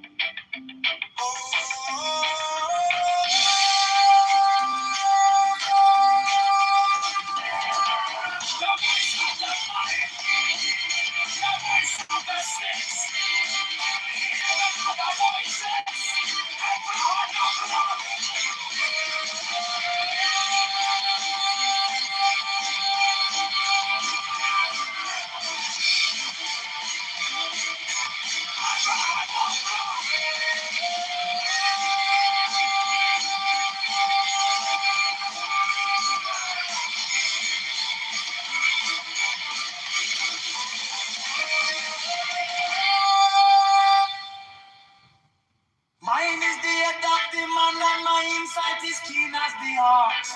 By my head I invoke thee. I am the only begotten child of my father and mother. My father is dead. My mother bore me with labor and pain and fear. By my body I invoke thee.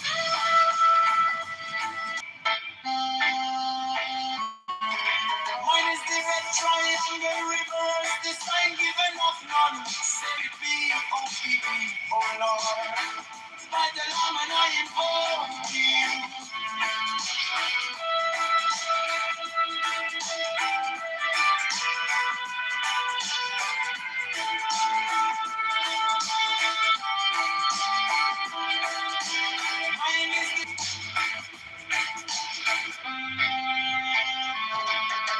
Mine is the garment of white and gold, and mine the blue figure at the end.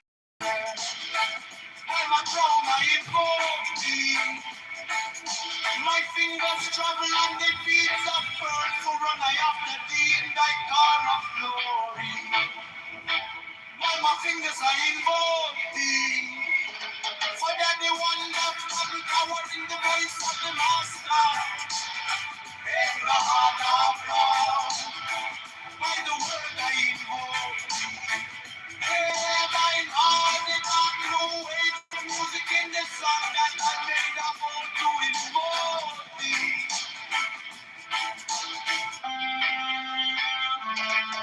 Strike the master sword, drive the flaming sword, crown, giant and conquering Lord, Lord, of his blood, by the sword I invoke thee. In my hand is that sword that prevails, let it strike, I can't believe, by the sword I invoke thee. The voice of the fight, the voice of the six, 11 of the voices.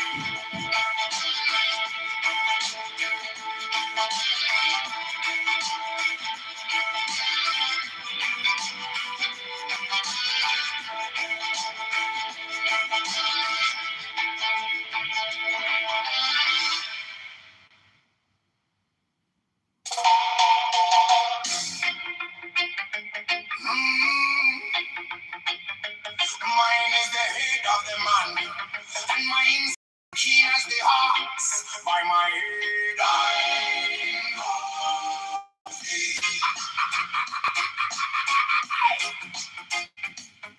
I am the only begotten child of my father and mother. My father is dead. The diamonds of radiance white and pure by their brightness. I know thee. Mine is the red triangle reverse of the sign, giving off non-civility of thee. Oh Lord, by the layman, I know thee.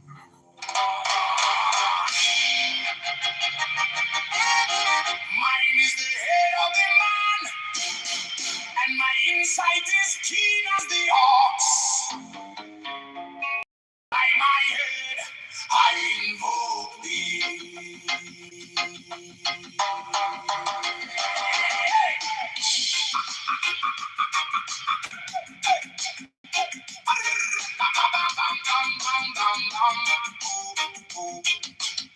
I am the only begotten child of my father and mother.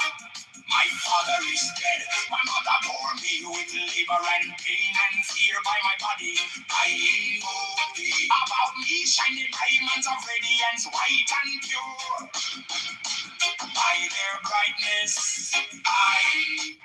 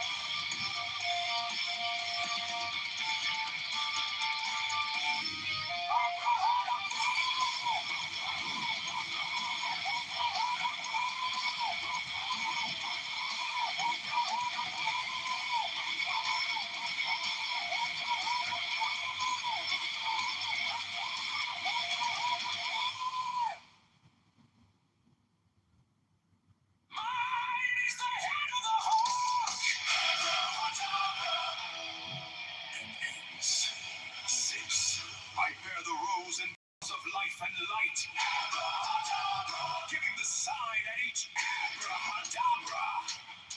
Remaining in the sign, the invocation concludes. Therefore I say unto thee, come thou forth and dwell in me, so that every spirit, whether of the firmament, or of the ether, or of the earth, or under the earth, on dry land, or in the water, of whirling air, or of rushing fire, and every spell and scourge of God, the vast one, might be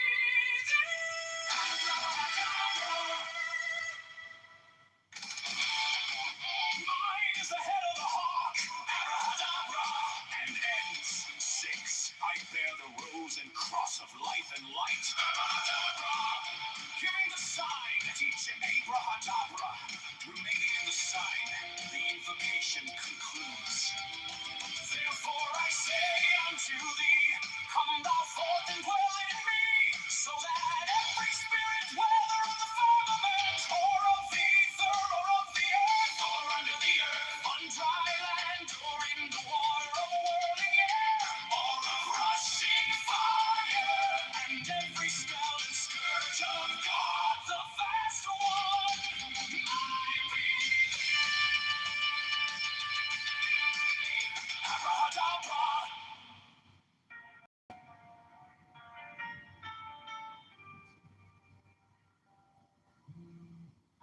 You came like dawn in my broken tomb.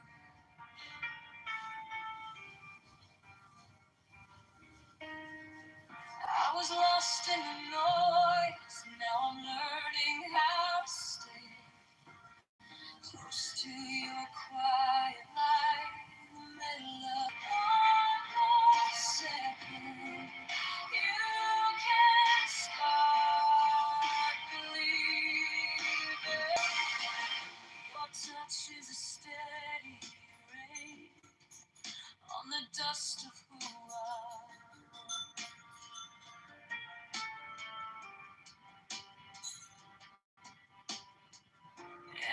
Every wound gets named and it fades in.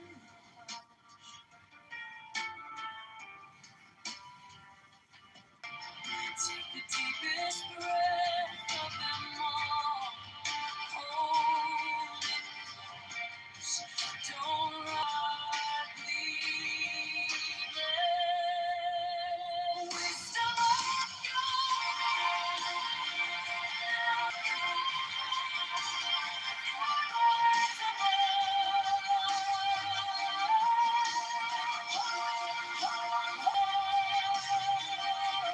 if I tremble, stay near. If I break, pull me through. Teach my hands to release what I cannot hold with you. 10 not 9, 10 not 11. I breathe in your holy calm. In the storm in my head, lays down like a palm. Wisdom of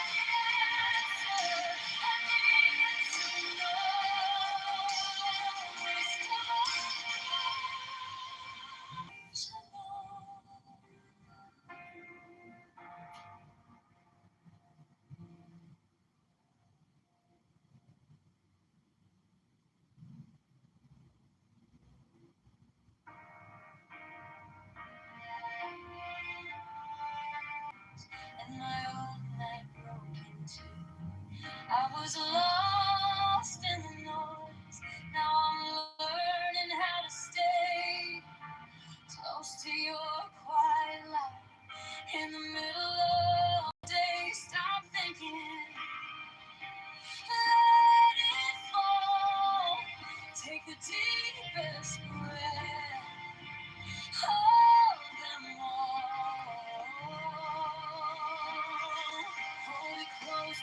run from the feeling. One more second, you can't stop believing. Wisdom of God, now it's joy.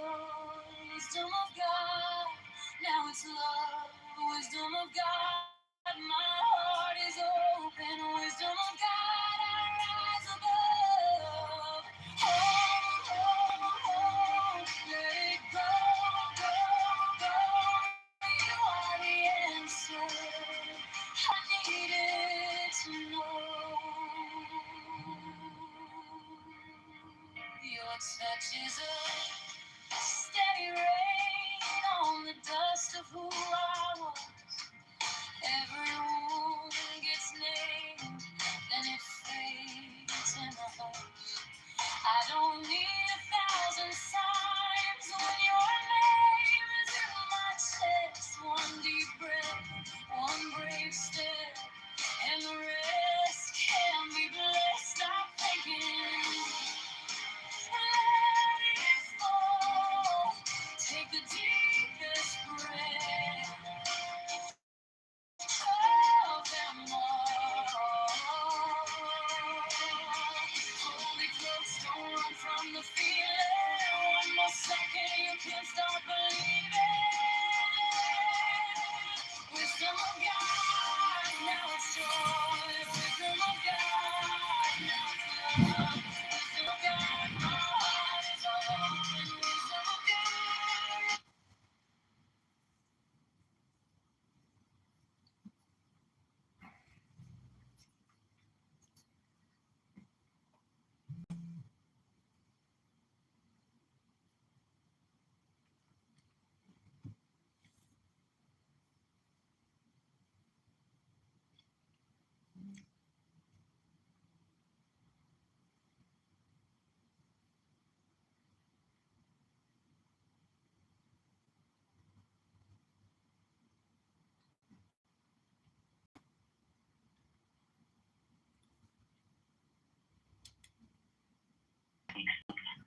Without Archer Avenue. Tonight I'm ordering.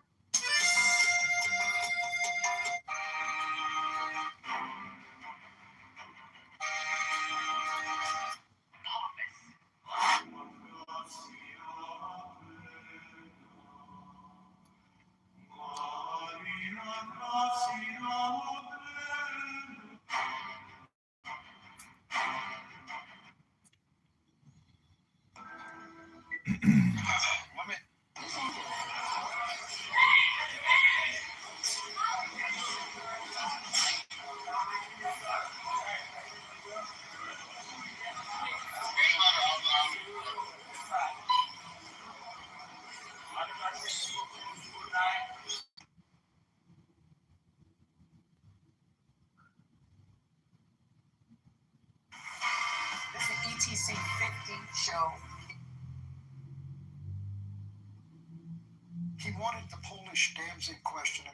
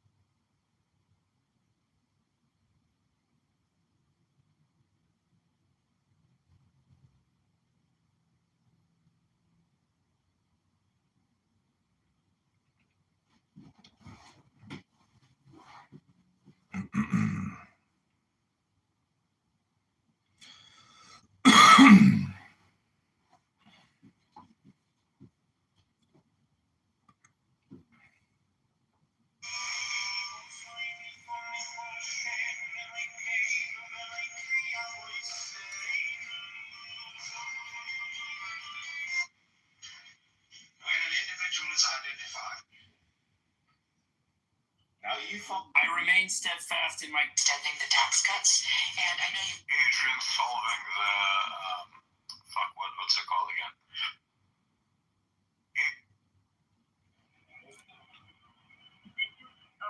It's a new season.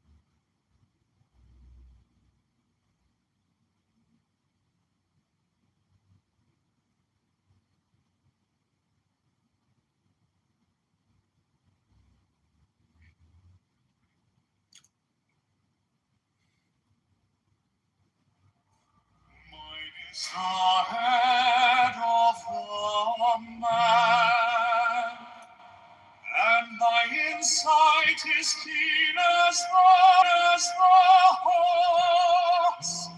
By my head I invoke.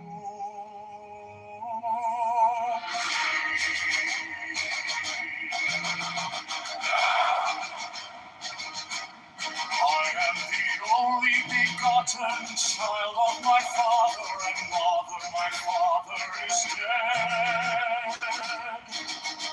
My mother bore me with labor and pain and fear.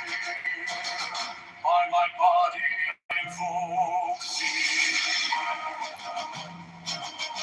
About me shine the diamonds of radiance white and pure. By their brightness I invoke. Hey, what's up, John? Yo, is Clubhouse down for you? I think, yeah, it's done, man. This art project is over. It's time to bury it. Oh my god. Time to move on, man.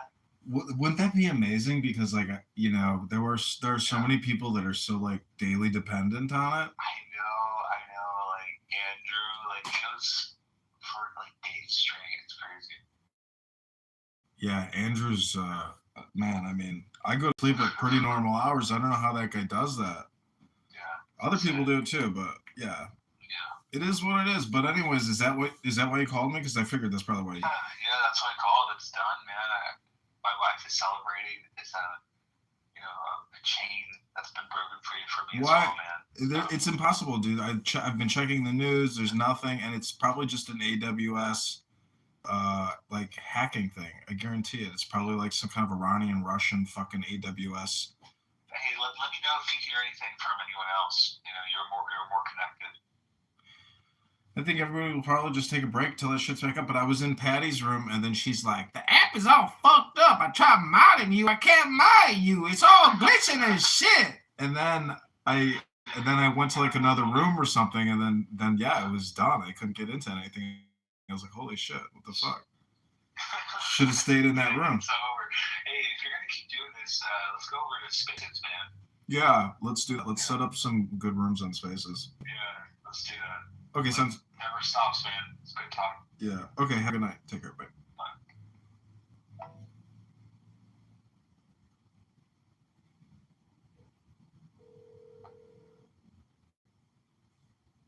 Hey, John. Yeah. I was just proselytizing with Dan Biss 2 minutes ago. What a wild experience. Oh no, it sounds horrible. What? Sounds horrible.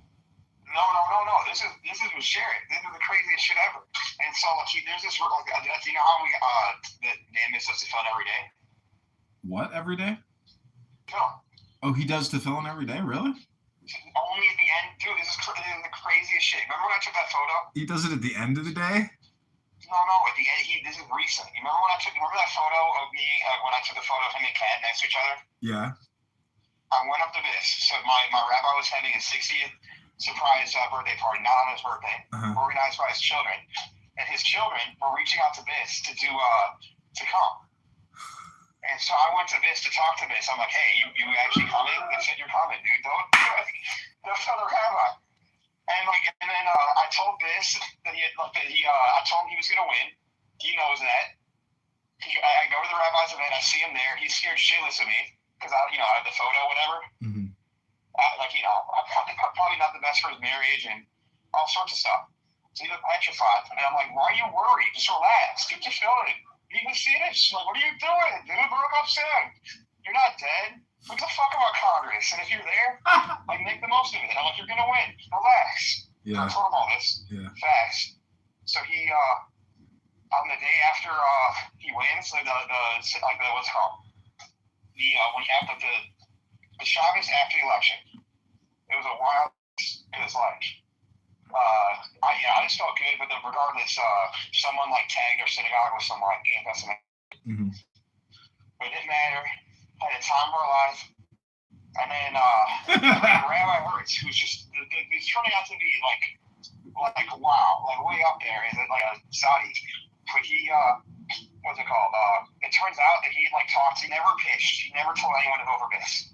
And he's like, I told Biss, like, I'm against everything you stand for. But like, you're a Jew, and it's my job to make every Jew more Jewish. And he bought him, which you know is expensive, to fill it. And he's like, I'll buy this for you, but you got to rep it every day. I'm not going to get you any more votes, whatever. And then he did that to J Street, who's like a PAC, a bad PAC.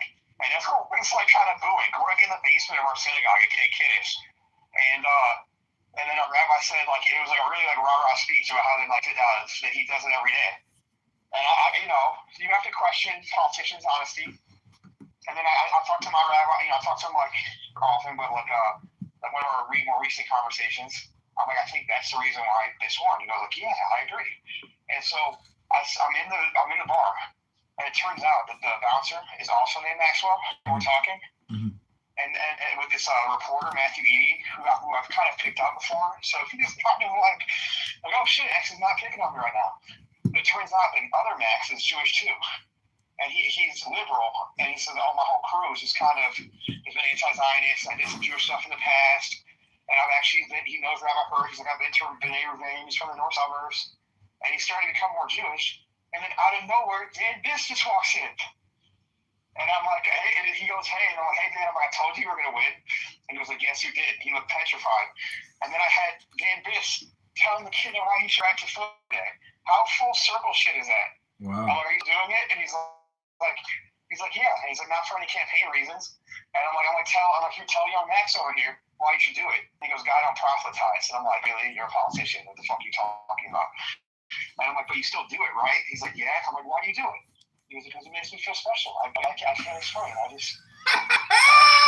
Isn't that some wild shit, dude? It literally happened. He said it makes you feel special, huh? Well, he said that. He's right. It's funny. What? I mean, he's not wrong. You get a tingly feeling. Yeah. Like, that's about... Here's my conflict. Is how do I... He still is all the communist gobbledygook, Democrat, socialist, this, whatever. But how do I reconcile the fact that he almost himself he goes to fill every... Wow, shit, a lot of thoughts. What do you mean, reconcile what? He's the only Jewish, all these other Jewish Congress people who I identify with more are not doing the filling.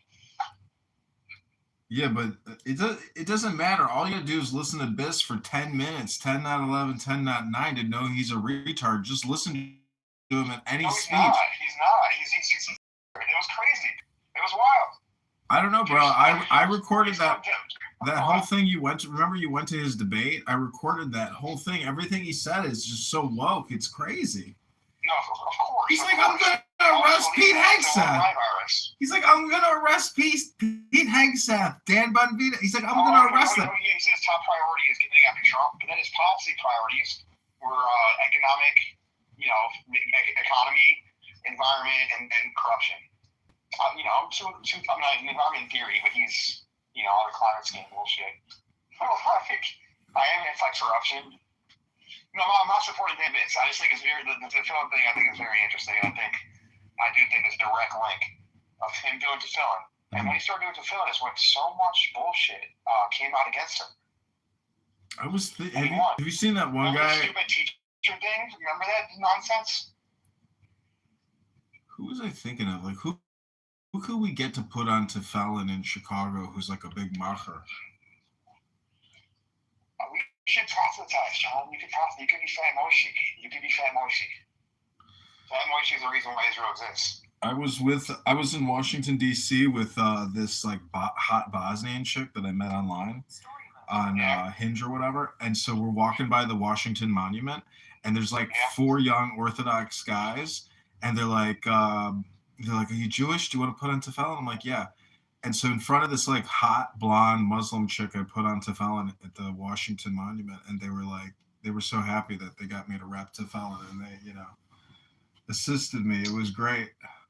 It was, such a nice surprise. But have you seen that guy on Instagram who reps all the billionaires and all the successful people? Yeah, smart. Yeah, he's a Chabadnik. He is, of course.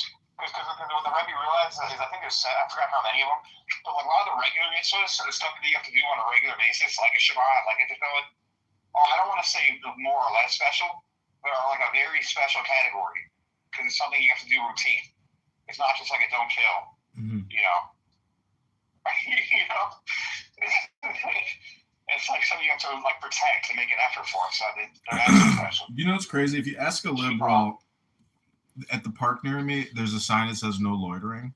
So if you ask a liberal, you know, do you believe that the police should enforce no loitering signs? You know, they would say no, they should not, or yes, they should. But then you would say, well, why don't we put up signs in society that say, you know, do not kill, do not murder? You know, like the sign doesn't prevent people from doing what they're going to do. That's what I'm telling the crowd. Politics is a reflection of the culture. Yeah. There are anti-murder laws in the books. You know. Well, so wait, do you think culture is downstream from politics, or politics is, you know, downstream from culture? Culture is so politics is a reflection of culture. So that means that culture is a bigger thing. And if it's too big, so obviously I do George Soros' reflexology theory. That like politics the black hand can kind of manipulate things. But if it does it too much, revolution. So it's not even like definitely culture is a big deal. Like, and that's why Napoleon couldn't be successful. You really can't, and that's why the more successful, like the Alexander the Great, Julius Caesars, they let the cultures be. Tax. Because you can't fight nature. And so that's what I've always said with the on a record goal. That has been to change culture.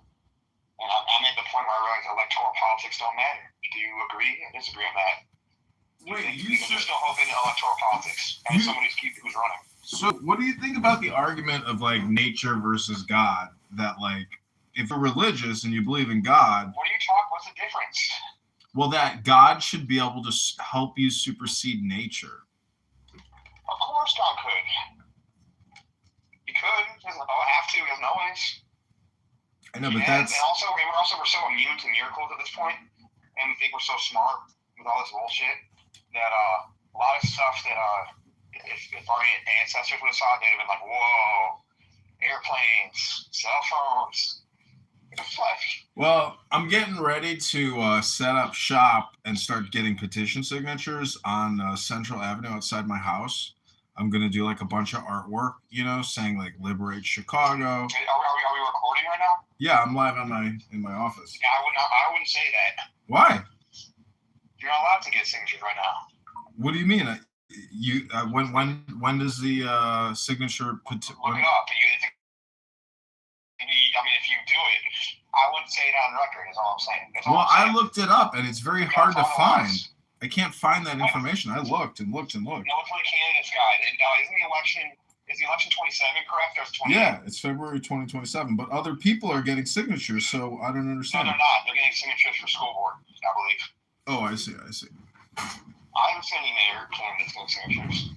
Yeah, I've seen multiple. And by the way, like I'm not a lawyer, okay? But the dating on signature things are always pretty liberal. But I would be talking about that on record, and I've never done that on or off record. I've always did shit naturally. You always go for the fucking mayor and stuff like that. You know what the difference? I think you should pivot to something you can get SIGs for. Well, you know what the difference is between being live on YouTube and saying, "Hey, I'm about to get signatures," and actually getting signatures. You know what that difference is? Big difference. Yeah, I mean, so anyways, I mean, what's the weather like outside? Hello? It's kind of like 50 flat. Saturday's supposed to be nice. Talk about this BIS events. What are your thoughts on my BIS story? Like, what are your thoughts? Does that change your opinion of BIS a little bit, or? No, he's low IQ and he's got brain rot, bro. He does. They all do, though. Yeah, well, you can't cure him. He's completely gone, bro. That guy's gone. He reps to felon. Yeah, well, great. I've met a lot of people that rep to felon, but I don't hear them making public speeches about arresting Pete Hegseth, Marco Rubio, Kennedy. He said that. I created videos. I have videos of him saying that. I mean, maybe, yeah. I mean, like, that's why it's hard to reconcile. Are you kidding me? The guy is deranged, man. He's sitting there getting into a stare off with Dan Bongino. Dan Bongino should have fucking arrested him. Been like, you could take a step. How can I judge him when I did the same shit when I was running? That was the photo op. That was mass communications. Dude, look, I'm anti-ICE, and I'm tall, and he's small. That was theater. On both sides. That was the biggest theater bullshit on both sides. It's so stupid. I mean, if I was the Border Patrol agent, I would have shoved him. I would have said, "Get the fuck out of my face." If I was a Border Patrol agent, I'd be doing shit at night, secretly, small teams. They had their own camera crews. What the fuck were they doing? Don't say that publicly, because that makes you sound like a Gestapo agent. No, I'm saying they had camera teams doing social media shit. Well, you know what's amazing is right now is there's some ways that they fired Christie. No, that was bullshit. And Trump and all them, they know that. So they fired her ass. You know how on social media bullshit. You know how attracts attention. You know how police all wear these body cams now? Yeah. Well, I have one, and it's AI. I've spent like $240 I'm not talking about that. I'm talking about the literal guys, just video production guys. That they hired. It was the dumbest shit. It wasn't. That's why Trump made the switch to what's his name? Homan. Well, by the way, I don't want to be too disrespectful, because at the end of the day, it's a strategic difference. He wanted to be loud, so that you can then get kind of almost like the art of the deal type stuff. Is make a lot of noise, so then you can kind of sacrifice the middle. But I don't know. I think they kind of scared off.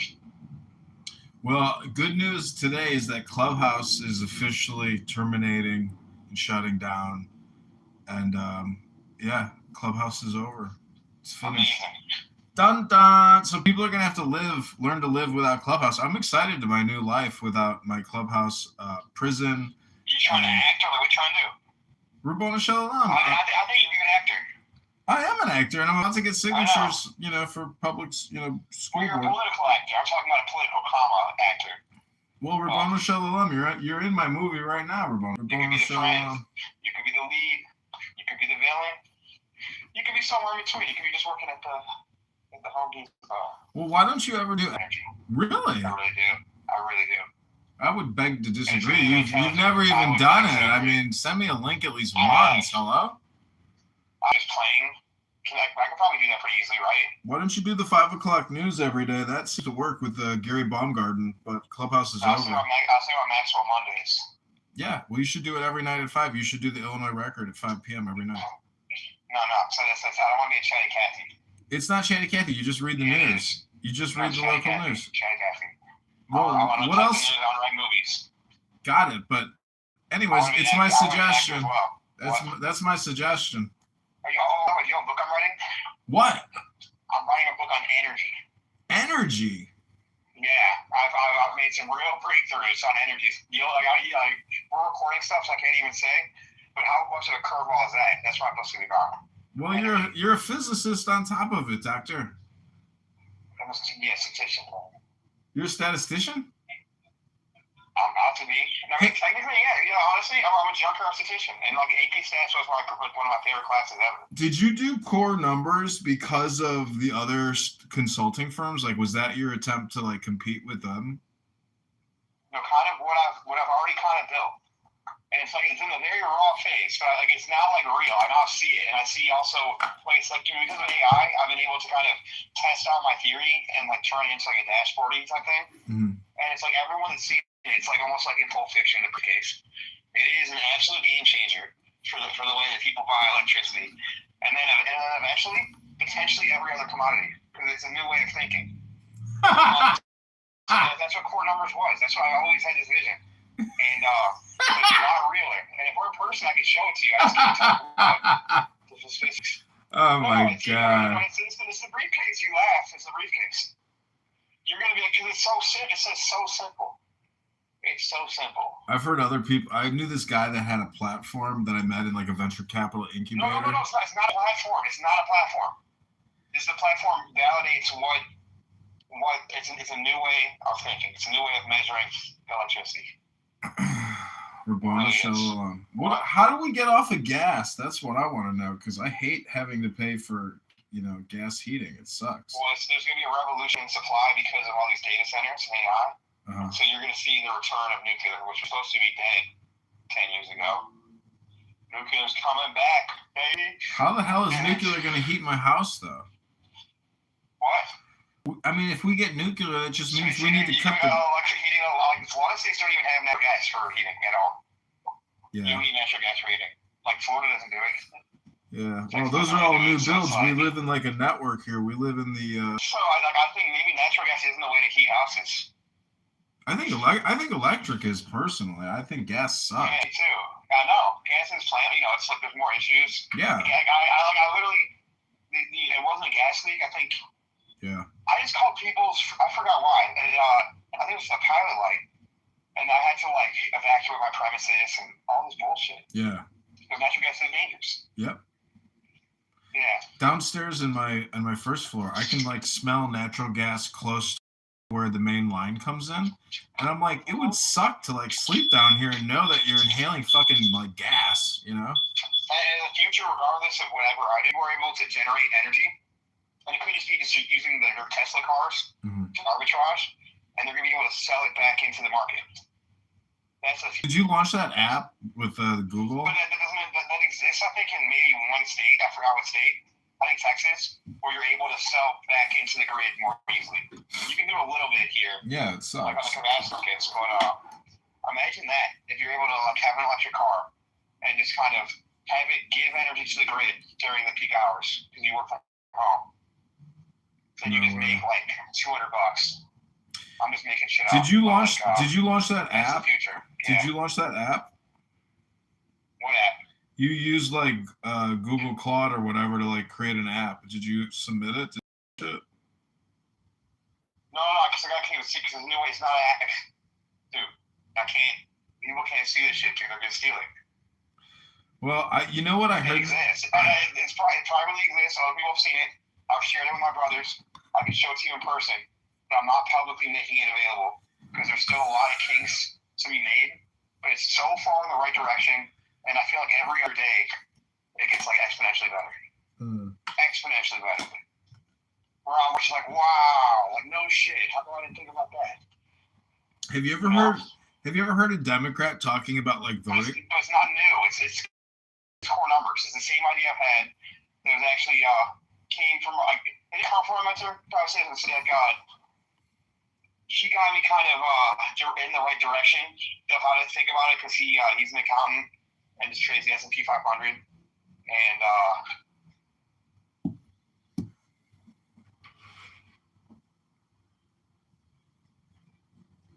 Hello?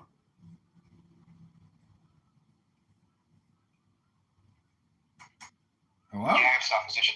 Can you hear me? Yeah. Yeah, Cloud's a big deal because it lets you kind of show shit. Yeah. I used Matu, which is the meta one. Cloud is not good because it makes you dumber. I have to uncloud it. Well, you should download Matu. Have you seen this one? No. Oh, Manus is the name. MANUS. It's by Meta. You can build apps, websites, graphics, text, books, anything. It'll build anything for you. Yeah. No, I need old school code. You basically think this stuff is the old Wikipedia. It's a good starting point. You should still never build the app on it. My uncle makes a good point too. Because the websites, Google knows it's AI. Your app's going to be ranked. I want to just open a book. No, AI is a learning tool. It's not you should open it. The book is way better than AI. It's that's what Wikipedia was. Wikipedia is you're able to learn so much more quicker. I have to walk back and forth through a library. I'm flipping through a big old encyclopedia. And so that's what AI is. Well, Rabona Shalom. And the dashboard format is the least important part. The math is the most important part. 100%. But the dashboard, I was able to communicate to people. But eventually, I'll do a real one or have someone.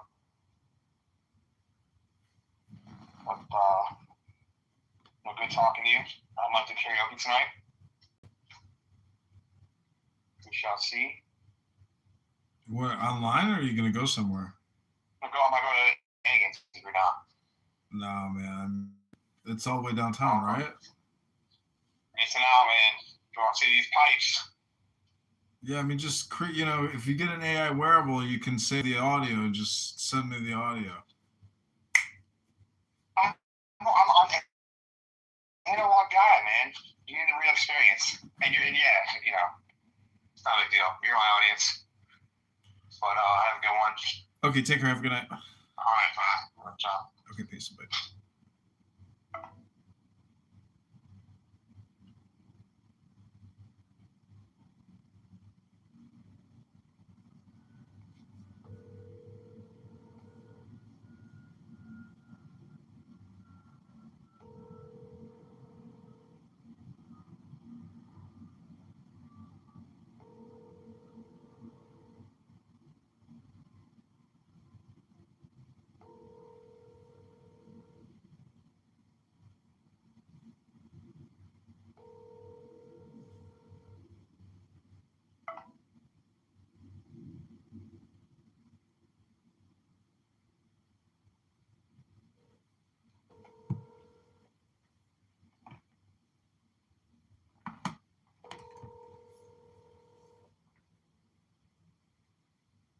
That's my man.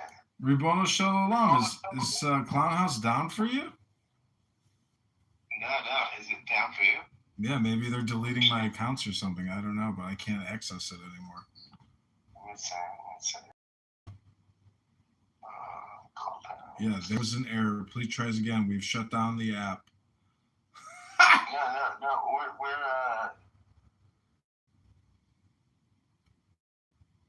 Oh. Yeah, it might be down. I think there's probably like an AWS server fucking issue. Let me see if there's a server issue. The servers are shut and request failed. Please give a sec. Yeah. All right, let me call you back. Okay, bye.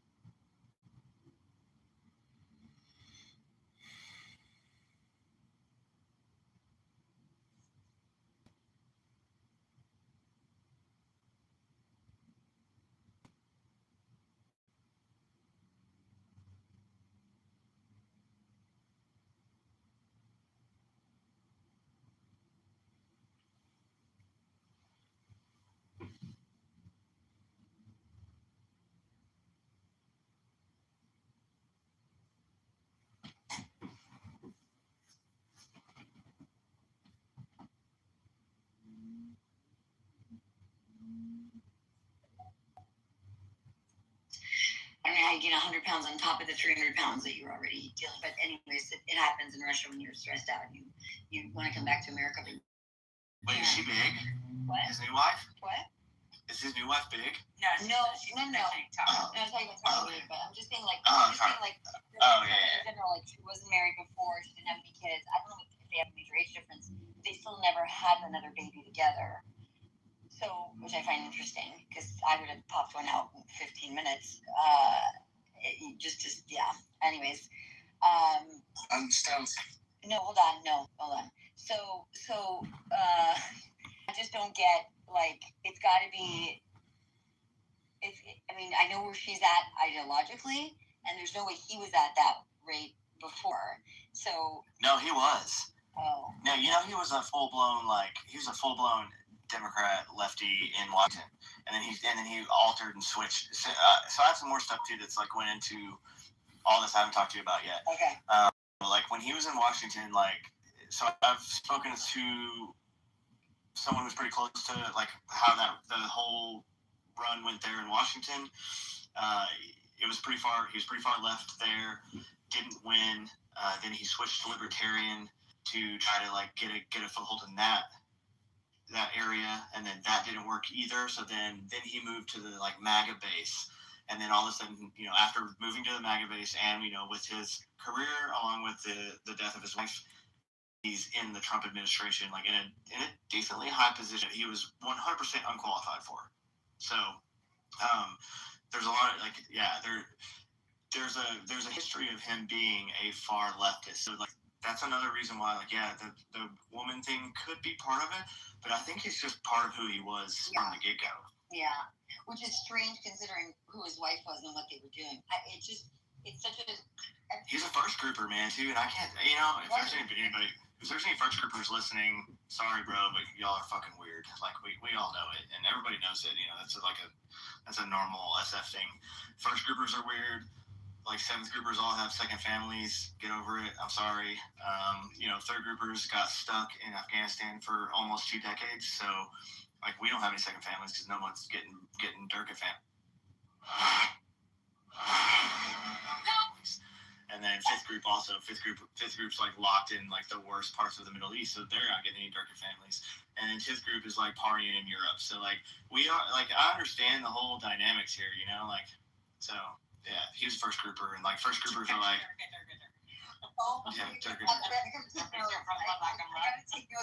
very because I worked for like 20 years, and I was on like Triple Army base, working on different bases all over the hospital side, but still, Engineering is not a phenomenon that was like known to me like that, and my husband is military as well, or was military as well. So, but I just did not, and my dad's special forces, but Israeli special forces. It's a whole different, Yeah, there's a dynamic for sure. Like when we were in JBAD in 14, and third group was like my team, and really Soda Northeast was banging it all the time. Like especially the third group teams that were there. Like we were on a Period of Darkness hit, or we were like going out every 5 times. And I still remember we set up a 3-gun shoot at Fob 50 with all the like regular Army and like Air Force people, and we're like setting it up, like we were running it, but we were like it was like a competition between all the different units there. And these 10th group dudes show up fully kitted out, like they're about to just leave the wire and just smoke all the ragheads that he altered, switched. So I have more stuff too that's like went into all this I'm talking about. Like when he was in Washington, like who are you douchebags, dude? Like what are y'all doing right now? Like full kit, like they had on like American flag bandanas, like with their hair slicked back and shit. And we're like in multis and t-shirts, and we're just like kind of running the range. And we're like, what are you guys doing? They're like, yeah, we just came for the 3-gun. I'm like, bro, y'all left the wire like 4 fucking times, all right? So this is the best, like there. The only begotten child of Osiris, thy father, and Isis, thy mother. He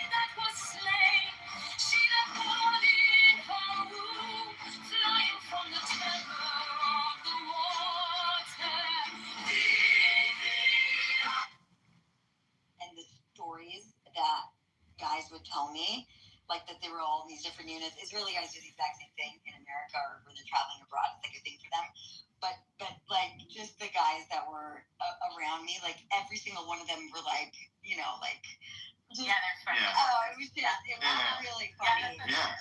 Well, they were the rat team. So they were like the team that was like in charge of the like exfil routes. Like all they were there to do was like to make sure that if all the shit, if we have to go fucking, you know, like castle up, like hey, the rat team's here, they're gonna get you out. They know the way out. That's all they did. They didn't actually go on any ops or anything and do anything. So they're just like, plus they're right next to team.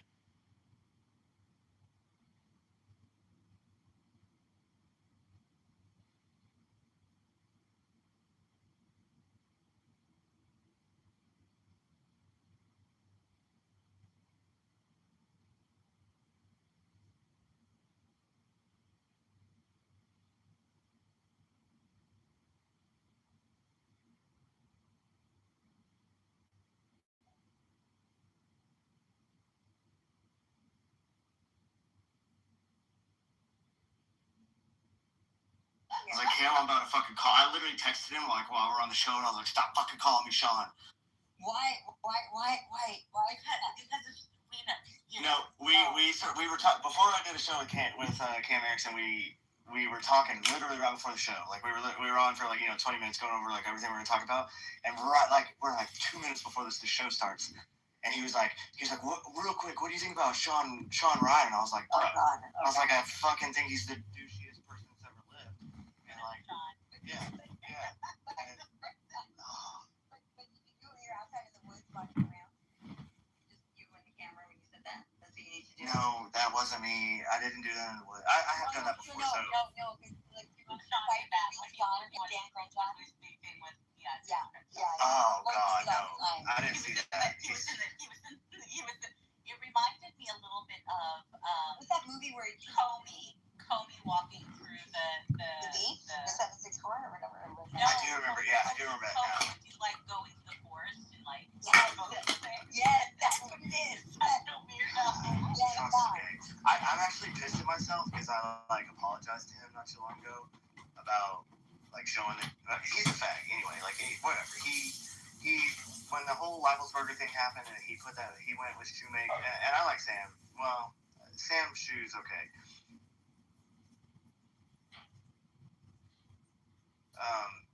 He's also jumped on the fucking Israel's terrible bandwagon just like everybody.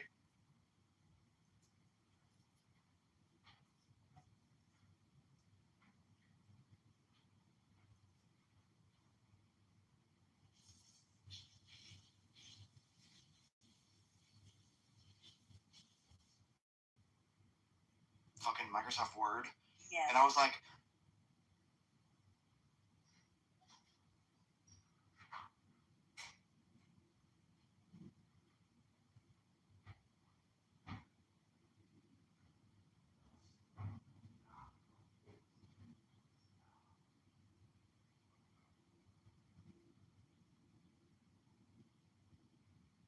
bro, how are we supposed to like think that this is legitimate? You didn't post any of the data with it. You didn't post the actual screenshots of it in like Proton Mail. Like you didn't post any of nothing. Like you posted it in a text editor.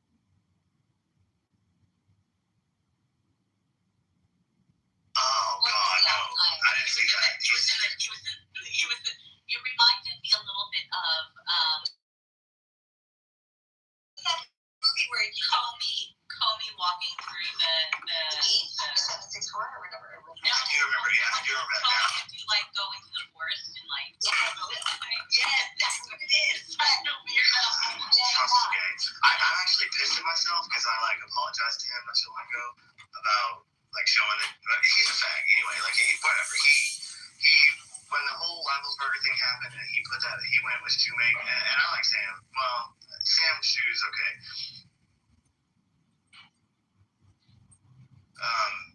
He's also jumped on the fucking, Israel's terrible bandwagon, just like everybody.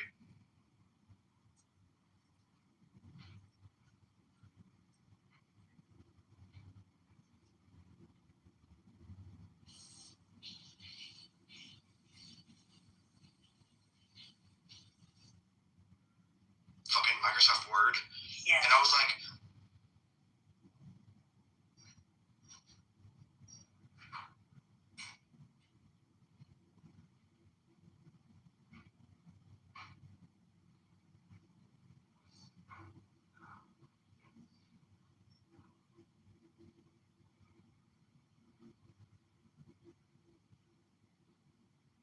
bro, how are we supposed to, think that this is legitimate? You didn't post any of the data with it. You didn't post the actual screenshots of it in, Proton Mail. You didn't post any of it. Nothing. You posted it in a text editor.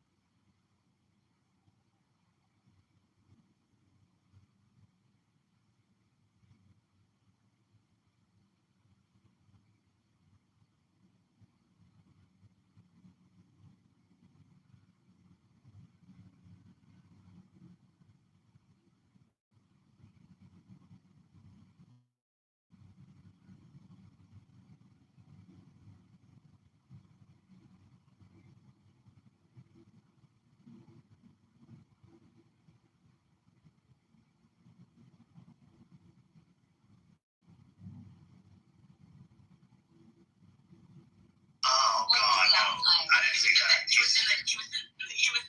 reminded me a little bit of that movie where you call me walking through the 764 or whatever. I do remember that now. Do go into the forest and yes, that's what it is. I know I'm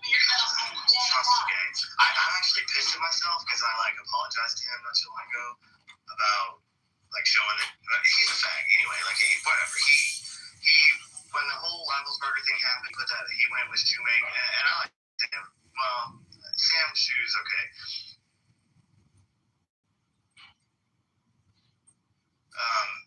He's also jumped on the fucking, Israel's terrible bandwagon, just like everybody.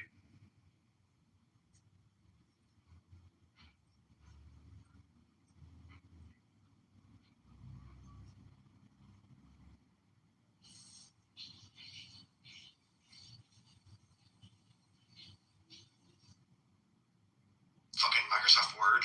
Yeah. And I was like,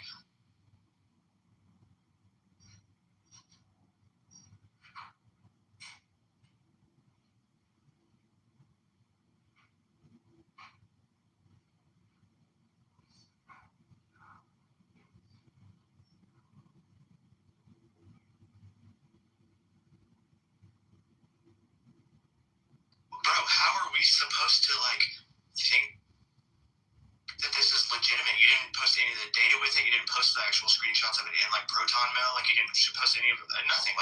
You posted it in a text editor.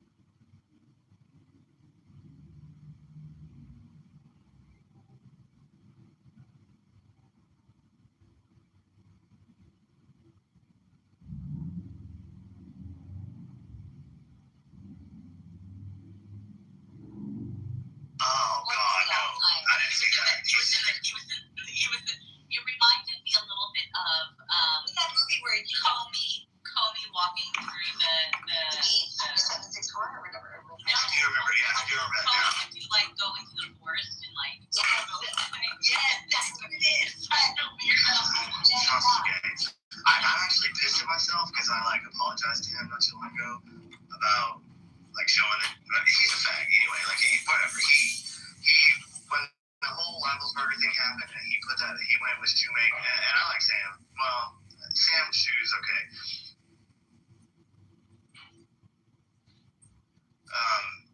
He's also jumped on the fucking Israel's terrible bandwagon just like everybody.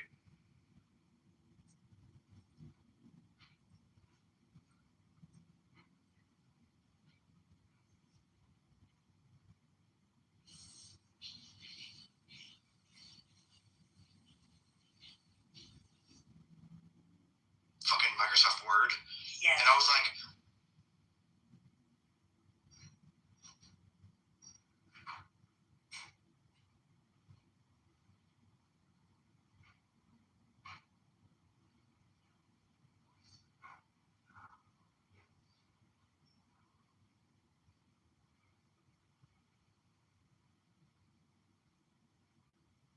bro, how are we supposed to think that this is legitimate? You didn't post any of the data with it. You didn't post the actual screenshots of it in Proton Mail. You didn't post any of nothing. You posted it in a text editor.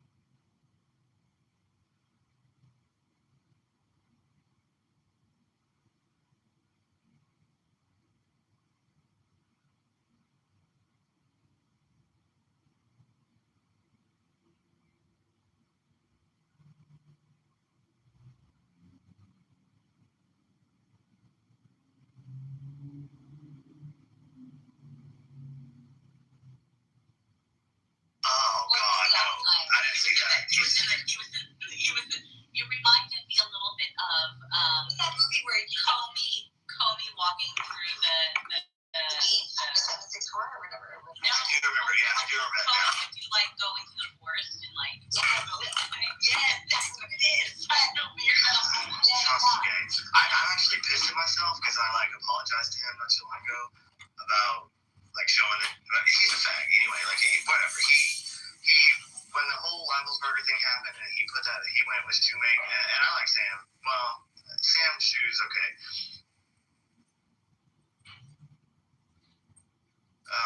He's also jumped on the fucking Israel's terrible bandwagon just like everybody.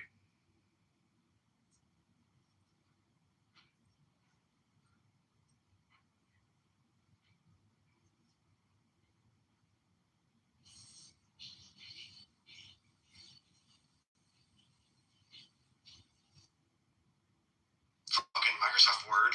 Yeah. And I was like,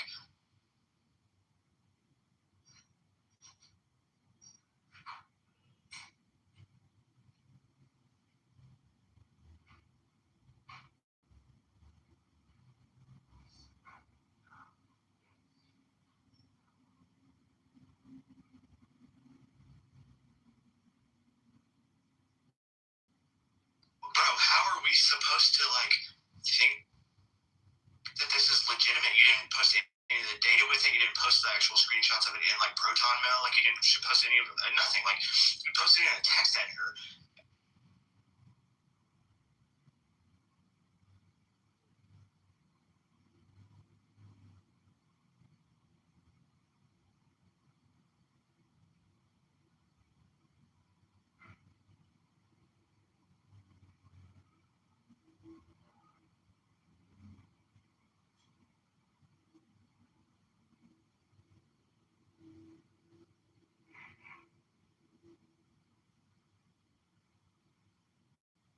fell for it. She was like, tragic if true. Like, you dumb. I can't, dude. I can't. I love how Tony sent you a postcard and then you analyzed it. It was Tony Aguilar actually sent Green Beret a postcard. It's hello. Oh yeah, he sent it to my old work. Yeah, he sent it. It says hello with a heart. Hope you're doing well, pal. He can't even write. Post it in the I retweeted it. It's the last thing on my feed. Go grab it, everybody. It's the last post on my feed. You can read along. It says, so he writes. Sounds like you have an admirer. Hello with a heart. This is back on like New Year's time. He posted it. It was sent to him on October 3rd, 2025. But you didn't get it for a while, right, Green Brain? So he writes, hello, heart. No, I had it for a long time. I just didn't post it because I was still working with nonprofit, and I didn't. And I was trying to be a nice boy, but that just didn't. You know, at the end of the day. Call me walking through the Unfortunately, you just can't be nice. So exactly. So then it says, hello. I'm actually pissed at myself because I apologized to him not too long ago about showing it. He's a fag anyway. Whatever. He when the whole Wagglesberger thing happened and he went with Shoemake and I like Sam. Well, Sam's shoes okay.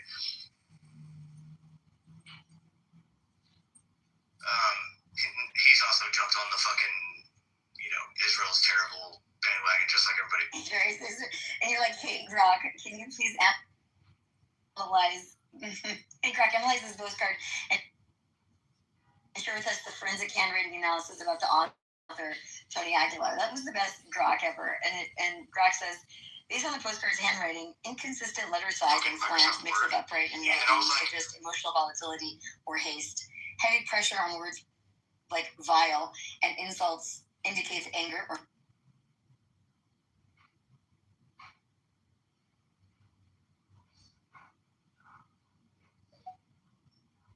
Aguilar graphology has limits. It's not fully scientific. If you have more context. Bro, how are we supposed to think that this is legitimate? You didn't post any of the data with it. You didn't post the actual screenshots of it. It's so brilliant that you asked it. Nothing you posted in a text editor.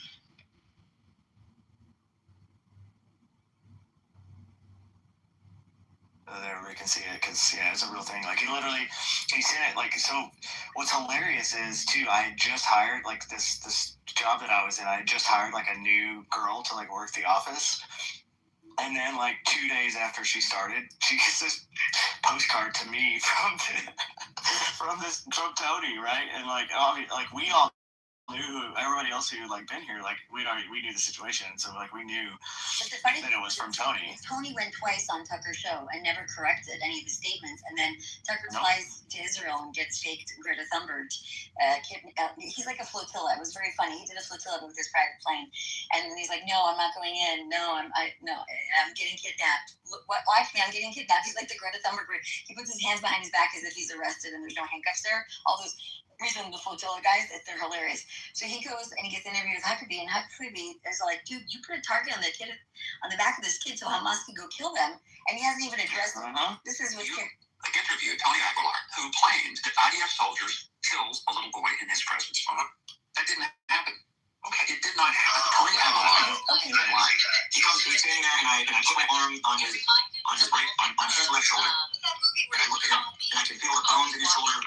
I can feel the weakness in his arm. I can feel the overhead. I can feel the desperation. And I look at him, and I got down on my knees, and I look at the eyes, and I think to him, I said, people care. America cares. I'm actually pissed at myself. You're not going to be forgotten. I apologized to him not too long ago about. Dude, you're such a douchebag. No one talks like that. One, they don't even speak English. You stupid shit. Yeah, what are you? You're talking to this child who doesn't speak English? You fucking retard. No, you didn't say that. You didn't have an interpreter right next to you. You were touching his bony shoulder, and you're like, listen here. Why are you touching a kid anyway? Dude, he's such a douchebag. He knows everything he's saying. It's the most scripted, gayest nonsense I've ever heard in my whole life. Again, you don't talk to people. You can't talk to them.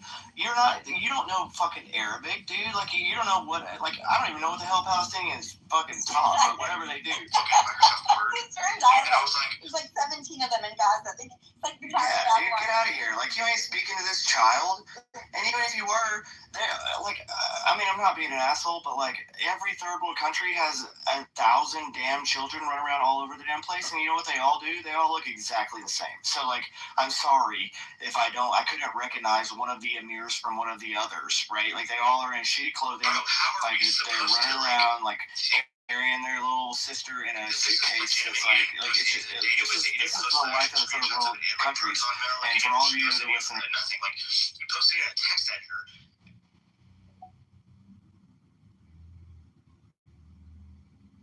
And you haven't ever seen this.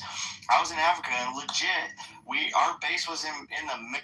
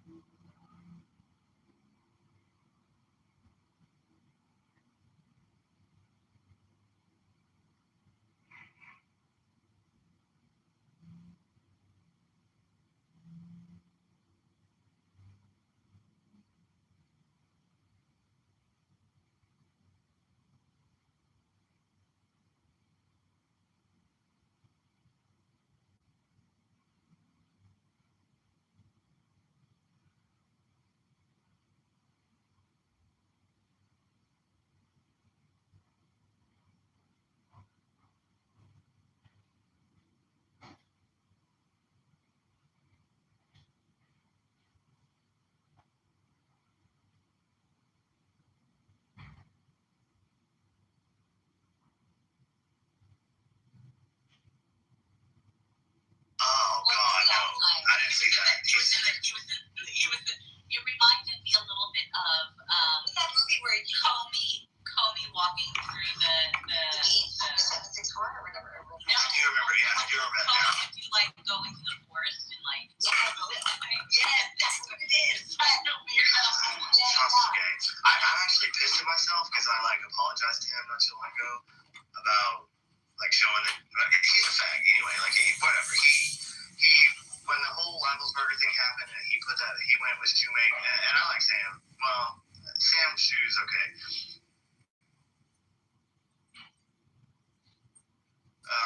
He's also jumped on the fucking Israel's terrible bandwagon just like everybody.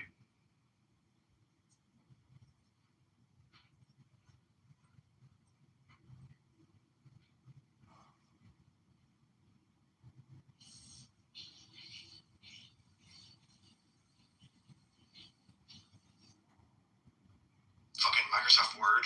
Yeah. And I was like,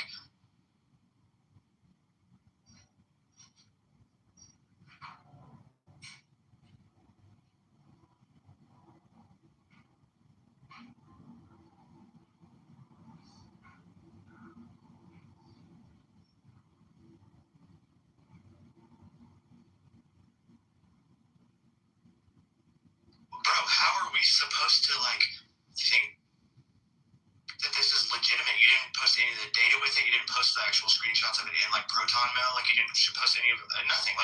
You posted it in a text editor.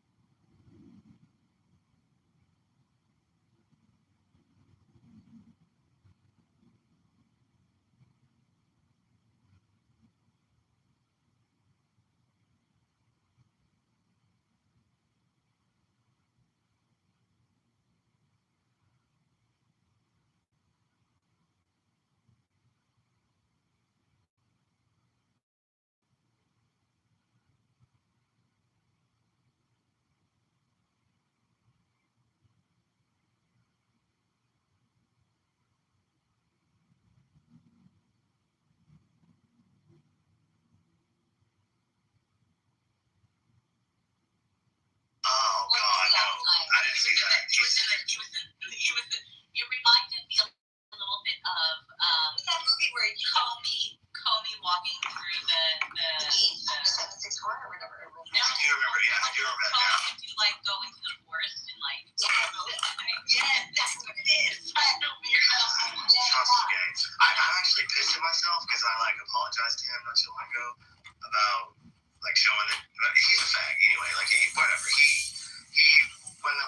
Rivals Burger thing happened, and he went with Shoemake, and I like Sam. Well, Sam's shoes okay.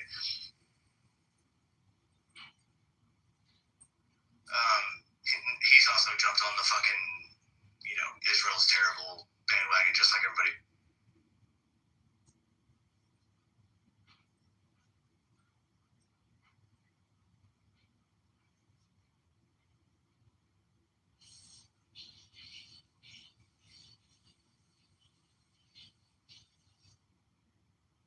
Fucking Microsoft Word. Yeah. And I was like,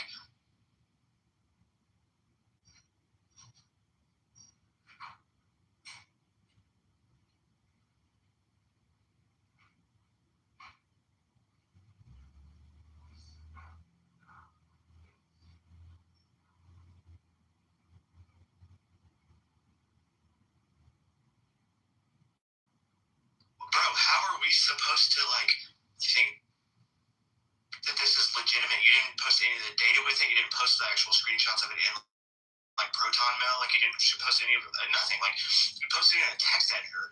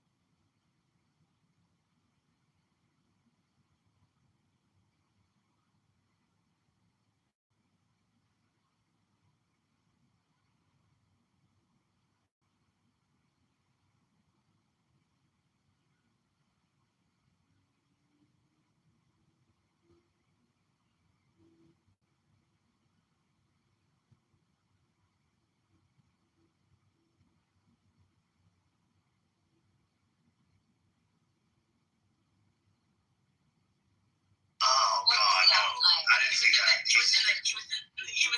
It reminded me a little bit of that movie where Comey walking through the 764 or whatever. I do remember, I do remember that now. Comey to go into the forest and yes, that's what it is. I know I'm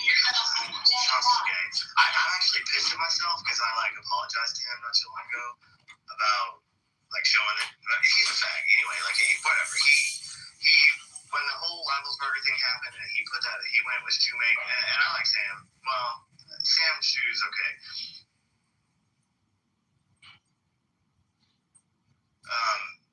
He's also jumped on the fucking, Israel's terrible bandwagon, just like everybody.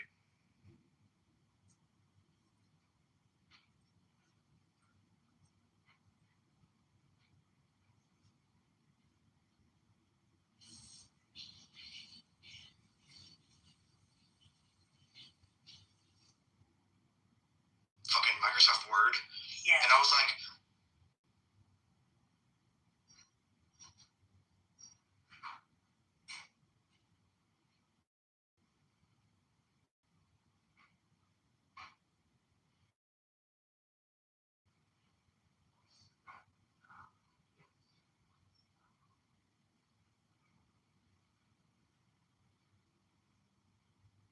bro, how are we supposed to think that this is legitimate? You didn't post any of the data with it. You didn't post the actual screenshots of it in Proton Mail. You didn't post any of nothing.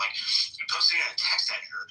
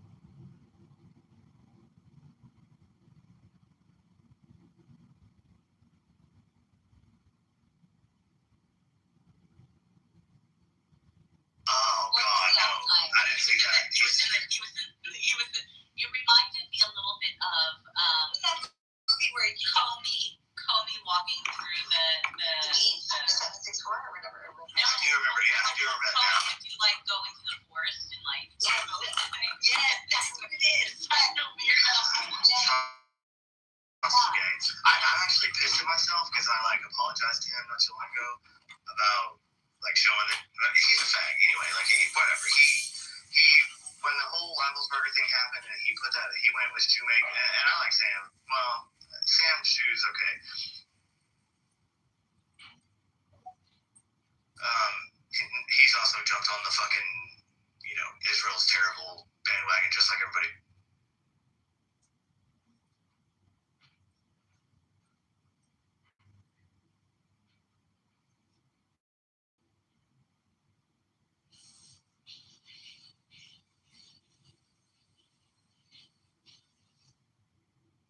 Fucking Microsoft Word. Yeah. And I was like,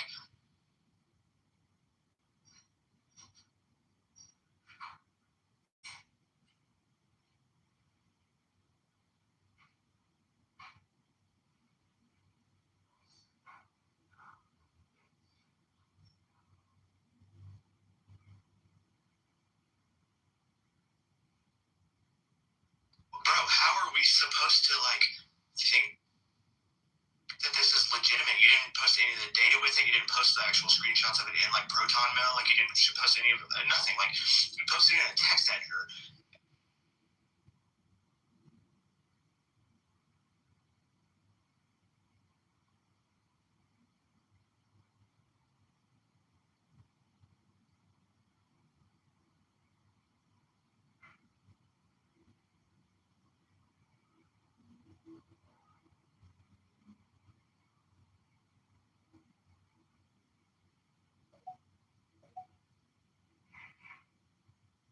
Clip is discussing an idiotic meeting. Kelly, what happens to Trump now? Tucker, Trump's going to be 80 next month and will be dead very soon. Things could be worse with someone like Gavin Newsom because unlike Trump, Gavin is not incompetent. Holy shit.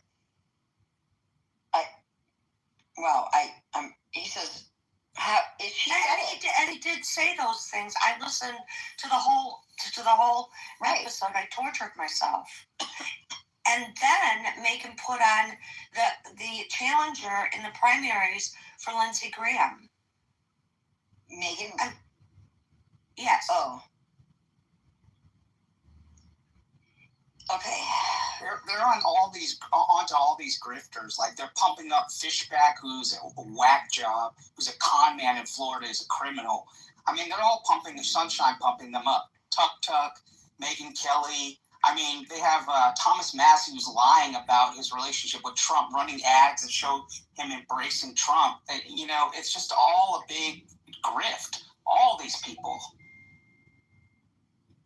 Yeah, so if you go to Milk Bar TV, I cannot believe that this guy is doing this. This is fascinating to me.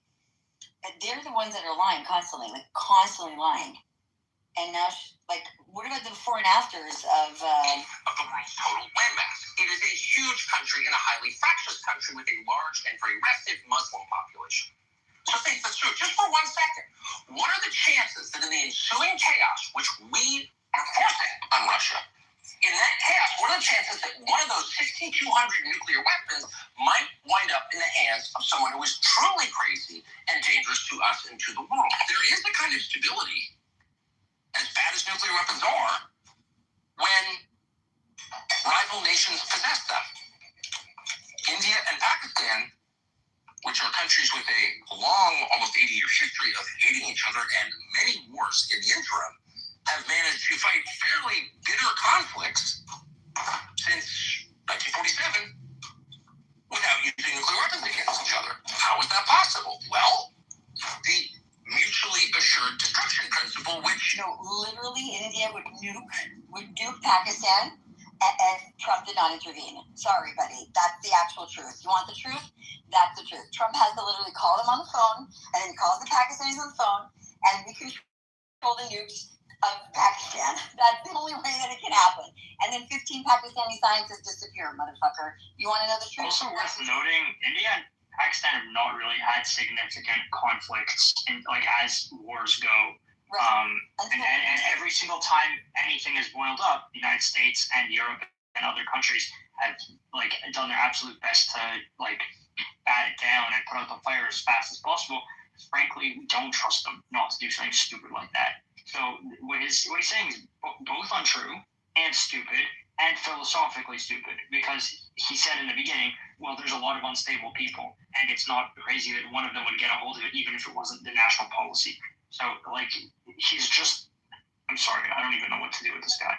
So, I mean, the other thing is that, like, this, he's mad at the actual audio from the thing, Andrea. So, like, is he mad at Nathan? Is he going to try to, like, okay, January 2026 to May 2026, this is Megyn Kelly. Correct. I mean, I'm sure that's Islam is not consistent with the values of America, of the West. They should stay in countries that don't care about keeping church and state separated. They should stay in countries that don't care about protecting free speech. They should stay in countries that don't care about women's rights. That's where Islam can fester and grow. It's great. I mean, I'm sure that's like your thing. You don't care about like genital mutilation. You might really enjoy living in an Islamic country. If you don't mind living in a life as a woman where you have to keep every inch of your body except for your eyeballs covered, yeah, someplace in the Middle East could be for you. It's not my thing. It's not America's thing. And it's not a thing that we should want or encourage in the West. And he's understanding there may be some new listeners over here. You know, like he's gotten very, very popular lately, I read, with Muslim viewers because he's been standing up for Islam. You know, and I have to tell you, Mark, it's been something I've noticed just since I've gotten sort of more clear-eyed on Israel that a lot of the anti-Muslim rhetoric that's put out there originates with people who are very, very pro-Israel, who kind of need us to demonize them. And I've taken a look recently at my own rhetoric on this to say, like, have I been manipulated, or make sure I'm not getting manipulated? There's no such thing as Islamophobia.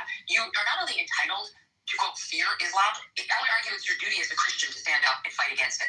He's having a lot of Muslim viewers flock to him, and so while he may have lost some contingent of the Fox News audience that's very, very pro-Israel and pro-Trump, and you can't say anything about Trump, for every one of those who leaves, there is another newer, younger audience member who does want to hear these traditional lines challenged and hear just new independent thinking. I mean, I'm experiencing some of that myself. It is not consistent with the values of the Western America, and therefore you have no problem, you should have no problem standing up against it and close to something. Okay, I'm sorry. So I just want to understand. They think that it's people that are pro-Israel that put out content. We have all these men from our military that serve. I don't know, you hit our fucking towers in New York and blew us the fuck up. You blew up embassies. You kidnapped our people. You do terrorist attacks all the time. You try to stab people all the time. You did, I don't know, the nightclub shooting. You did Bataclan. I think there's more people that are concerned around Islam than just the pro-Israel crowd. You fucking... Speaking of Indian stuff, I don't know if you ever talked to a Sikh or a Punjabi or whatever, an Indian, about Islam. They're very scared of Islam. Like, they do not have a positive view of Islam in general. Much more than Jews, actually.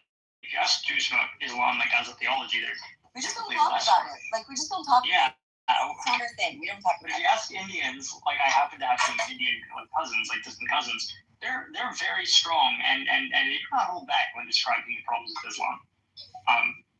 It's a weird thing because pretty much most Jews, we never talk about it. Also because we never read I think maybe because we don't read other scripture and stuff like that, and we're not like we're an evangelicite, right? Like they don't do evangelicalizing. Evangelizing. Oh my God, Candace Owens has literally made me retarded. Every time I read things now, like I think like at how she reads things, it's just so bad. She did a new word, tackle. What was her new thing she did yesterday? Anyways, I'm gonna post this video from under the guy. It's on my feed. By the way, also, would you say Jack Green? What? Burrow. The Federal Bureau of Investigation. Buried or Israel. It's my favorite one. Israel. Oh my God, so annoying. Ami Kozak did a video about Megan, which was very funny. It was very funny. And, you know, Tucker has some new viewers, new members of his audience that, from what I read, are Muslims. Fans and even some jihadis apparently are out there watching Tucker. And, I mean, say what you want, but those are fans. So you can't just count that. Fans are fans, you know? So don't go writing them off just yet, that Tucker. And he's getting fans. And so having watched him get fans, it's kind of made me think, like, kind of speaking out against radical Islamic terrorism, also happen to be very pro-Israel. Very pro-Israel. So it's kind of made me think a little bit, you know? I've also come to realize that a lot of these people in the conservative movement, especially the neocons, who are pro-life, are also very pro-Israel. So it's kind of made me have to take a look at my rhetoric on abortion. You know, because they're also pro-Israel, so I'm thinking, not so sure how I feel about abortion. Now that I find out all these pro-lifers are also very pro-Israel. Another thing that's come to my attention is a lot of these people who are very for gun rights are also very pro-Israel. So kind of makes me have to take another look at the Second Amendment and kind of reevaluate, you know, my stance on the Second Amendment because, I don't know, you know, kind of take a look at my whole political theology, philosophy, principles, kind of thinking if there's fans on the other side of those, we're considering, might want to reevaluate everything I once believed and stood for. You know, because it's working for Tucker. So I have to think, am I being manipulated? And I refuse to be manipulated. Yeah, I will not be manipulated. I'd rather die than be manipulated. I'd rather die than do that. What else? Oh, where do we stand on trans kids? It depends what Tucker says. Does he have any new trans fans? We'll find out. Let me reach out to his All right. So update me on what he says. Yeah, we'll find out if he's changed on whatever Tucker says. Can we find out if Tucker has any trans fans? We'll wait to hear what Tucker says. Yep, stand by. We'll find out whatever Tucker says. Just keep in mind this one once, okay? So I will not be manipulated. Oh boy, this is amazing. Oh, okay, wait. Dream got to see this video. It's so good. So this is, okay, it's on my feed. You see, like, so it's Ivy Kozak, and he's wearing a blonde wig for those that don't want to go to the feed and video. And he's in front of her red screen, which is great. And it says the Megyn Kelly Show. And it's Ivy Kozak, and he's doing his skit. And it's very smart because she's like, oh, I need to reevaluate. He's so good. He's wow. I have bad news because actually the pro-Israel Zionists are usually like anti-gender bender transitioning kid stuff, so she's gonna have both. But you want to. Yeah, the Massey thing is I haven't fully. And then what else? That's also because like people that are, if you want to call it Zionists, I just call it like, let's not have Muslims in the freaking Holy Land. How about that? How about we'll just call it that? Right. If that makes me a Zionist, then I'm fucking down. All right, 100%. I'm on board with whatever that is. Sign me up. Yeah, they did that post the other day, like about the patch on the IDF soldier. They're like they want a greater Israel, and I'm like, you know what would be badass? If Jewish people were running all of that whole area that all the Muslims are running right now, like why? Who the hell would think that's a bad idea? You like competent government, and like you don't like shit on your streets, and you don't like dudes who you can't even shake their left hands because they haven't invented toilet paper yet. Oh, okay, that sounds really terrible. Like, oh my god, how bad would that be? Or at least have the Israelis do the accounting for those countries, and like the educational system, because Jews have good, for the most part. Hey, Zainab, I'm glad you came. I wanted to ask you a question. We're going through Megyn Kelly's producer wants to dock some people that are pointing out certain concerns or narrative shaping because Tucker Carlson says because India and Pakistan both have nuclear weapons. Iran should therefore definitely have a nuclear weapon, and that's his rationale. But simultaneously, there's a consistent I guess it started yesterday, and Greenberg, we're going to find out from the either Congress or White House or something, where Israel, I guess 20 Democrats are asking for Israel to acknowledge the nuclear program. It was Congress. Congress, okay. It was, yeah, dude. It was Representative Joaquin Castro, Democrat, Texas. Oh yeah, he's a problem. Yeah, he's a big problem. So. You realize Tucker's what happens when Oprah and Oppenheimer have a baby together? I don't get that. But everyone's gonna lose. Okay. It's a black nuclear bomb. Somewhere's kind of. Oh, I said okay. Because like she would give out like cars to everybody in her audience, so just all of Tucker's new watchers all get this whole audience gets nuked. I understand. Now I'm seeing it. Okay, so there's a whole narrative shaping. There's two narrative shapings, which is phenomenal. One is completely in reaction to me and my fault, and I'm willing to take responsibility, which is everybody's like, wait. Putin is nobody. He's not a big deal. Nobody listens to him. So there's a whole op by the Russian government right now, both domestically and then in Europe, to reframe Dugin as either not being important. It's very funny to me. And then you regular like Marin's on the woke rights or Greenberg calls them halal rights, are on the opposite side saying, yeah, it's not a big deal. It's just like some crazy Rasputin philosopher. It's very funny. So that I can blame myself. But the other op is the nuclear program op. So which is interesting, which is Tucker's like, everybody gets a nuclear weapon, and it's not a problem. But Israel must acknowledge the nuclear weapons program, and every single country in the Middle East should get nukes. And these are people that are part of the anti-war non-proliferation movement group, right? So you have people. Oh God, I pulled up some. I investigated the Rage Against the. I don't know if you know about that event that occurred to them. So it happened the last time it happened. Jackson Hinkle was there as one of the keynote speakers, and also there was Tulsi Gabbard, and there was the whole LaRouchian thing, and there was all these people there. So somebody, a left-wing person who's very anti-Russia, because it was part of it was 2023, I think, 2024, part of the Ukraine energy stuff that was going on. So they're monitoring things. People that were at Charlottesville, which were from the SPLC, the Unite the Right rally, were there on the ground and were interviewed. And I didn't even know this. These are some of the key figures there. They're part of this SPLC thing. We're on the ground with Jackson Hinkle and the MAGA communist movement and the LaRouchians, and with Tulsi Gabbard and with Jill Stein and with who else was there? That was very interesting. There was one of the keynote speakers. I got was it not Pocahontas? What's the other one? What's the other one? The other woman's name? Oh gosh, I have to look it up. And it was such an unusual thing because there was video and footage I had never seen before from that event, and how everybody was converging at the same time. So there was the anti-war movement with the anti-nuclear proliferation movement, the ones that were supporting Assad and supporting IRGC and supporting the MAGA communism and supporting Russia. And all of them were at the same event with all the same individuals that we're dealing with now on the woke right and the woke left. So it's like the Max Blumenthal crowd, meeting the new woke right crowd. But really, they're all of Dugin's influencers. But there's also the LaRouchian ones, not yet the CCP-backed ones that we have now, the true Russian, pro-Russia ones. Then you had all these SPLC-funded groups that happened to be at Charlottesville, also on the ground. And then you have Tulsi Gabbard talking about the war, and she was crying about the nuclear weapons stuff, and how, in Hawaii, everybody got a text message and was on alert. I don't know if you heard her speak at that event, that everybody's, in shock because they got an alert because there's, ballistic missiles or, rockets coming into Honolulu. And this emergency thing went off right before she came to her event. And she was sharing how, nobody has any place to hide underground and how we're so at risk. And really, it's the warmongers and neocons in D.C. are pushing this escalation with Russia. And this is when Russia's already gone in, already in the Donbass and everything. So it's after that.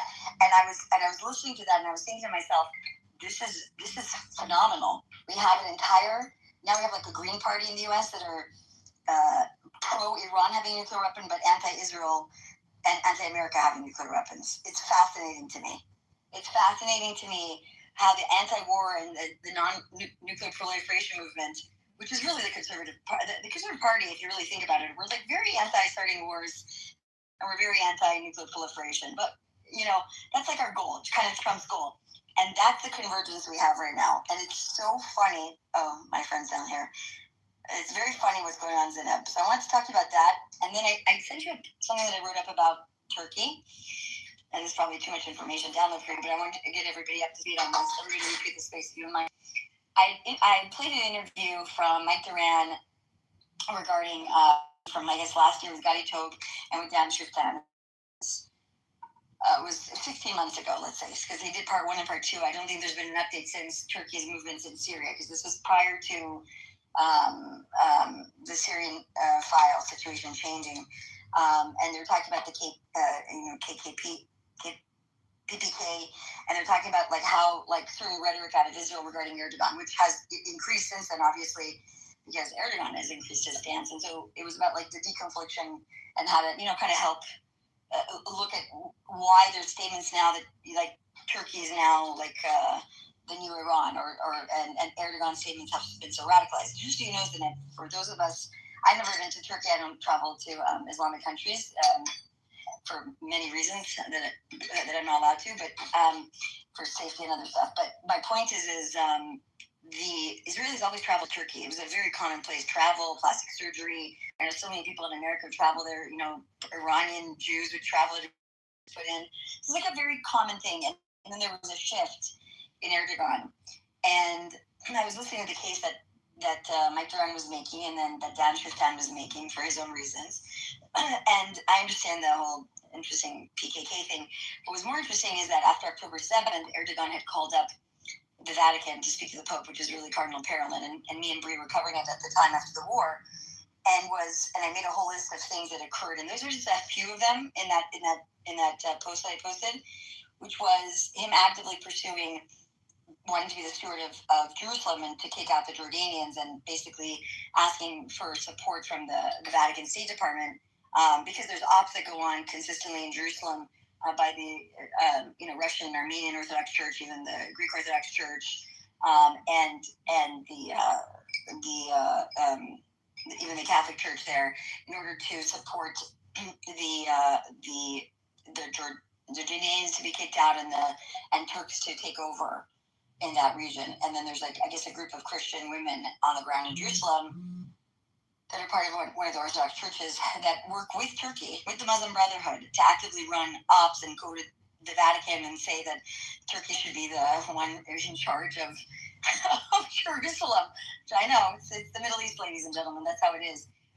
But if you see the rhetoric that occurred and the back and forth with the Vatican and the UN and the Qataris and the Chinese lobbying for Turkey to take over Jerusalem, that's something that I think is severely missed in them. So I asked Duran to do a part 3 to that podcast that he did, because I'd like to see his thoughts and updates with Dan Shiftan. There's a couple other people that I would have on that show.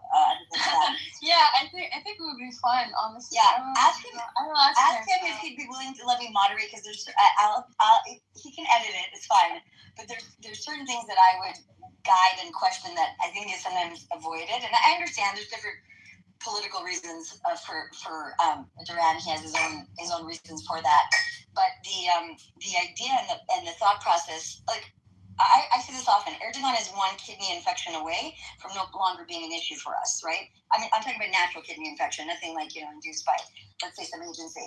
But I'm just saying, like, and I'm not joking when I'm saying that the Russians poison people all the time. But you assume that whoever comes next will be better or malleable, and it's not the case. Turkey is very complicated. It's not. Yeah, but I hear that about not wanting to go into Iran and remove Khomeini, or not running with Nasrallah. Oh, you don't know who's coming next, and then. Whoever comes. No, but I mean, yes, but those are proxies. But Turkey is just different, much more diverse. Well, and the thing is that whenever he radicalized the population, and it wasn't like that before him. No, I know it wasn't, but I think here's how I see it. I think that the Palestinian question is just not actually that animating in the Turkish world. It's more of a tool so that you can assert power when you have Saudi Arabia liberalizing, and and also Iran basically being weakened. There's like a battle of who is the leader of the Muslim world. And Saudi Arabia is not liberalizing. They were always liberal in terms of their upper leadership people. Yes, but on the what street, I mean is that the Muslim world no longer looks at Saudi Arabia alone as the gold standard. There's a battle.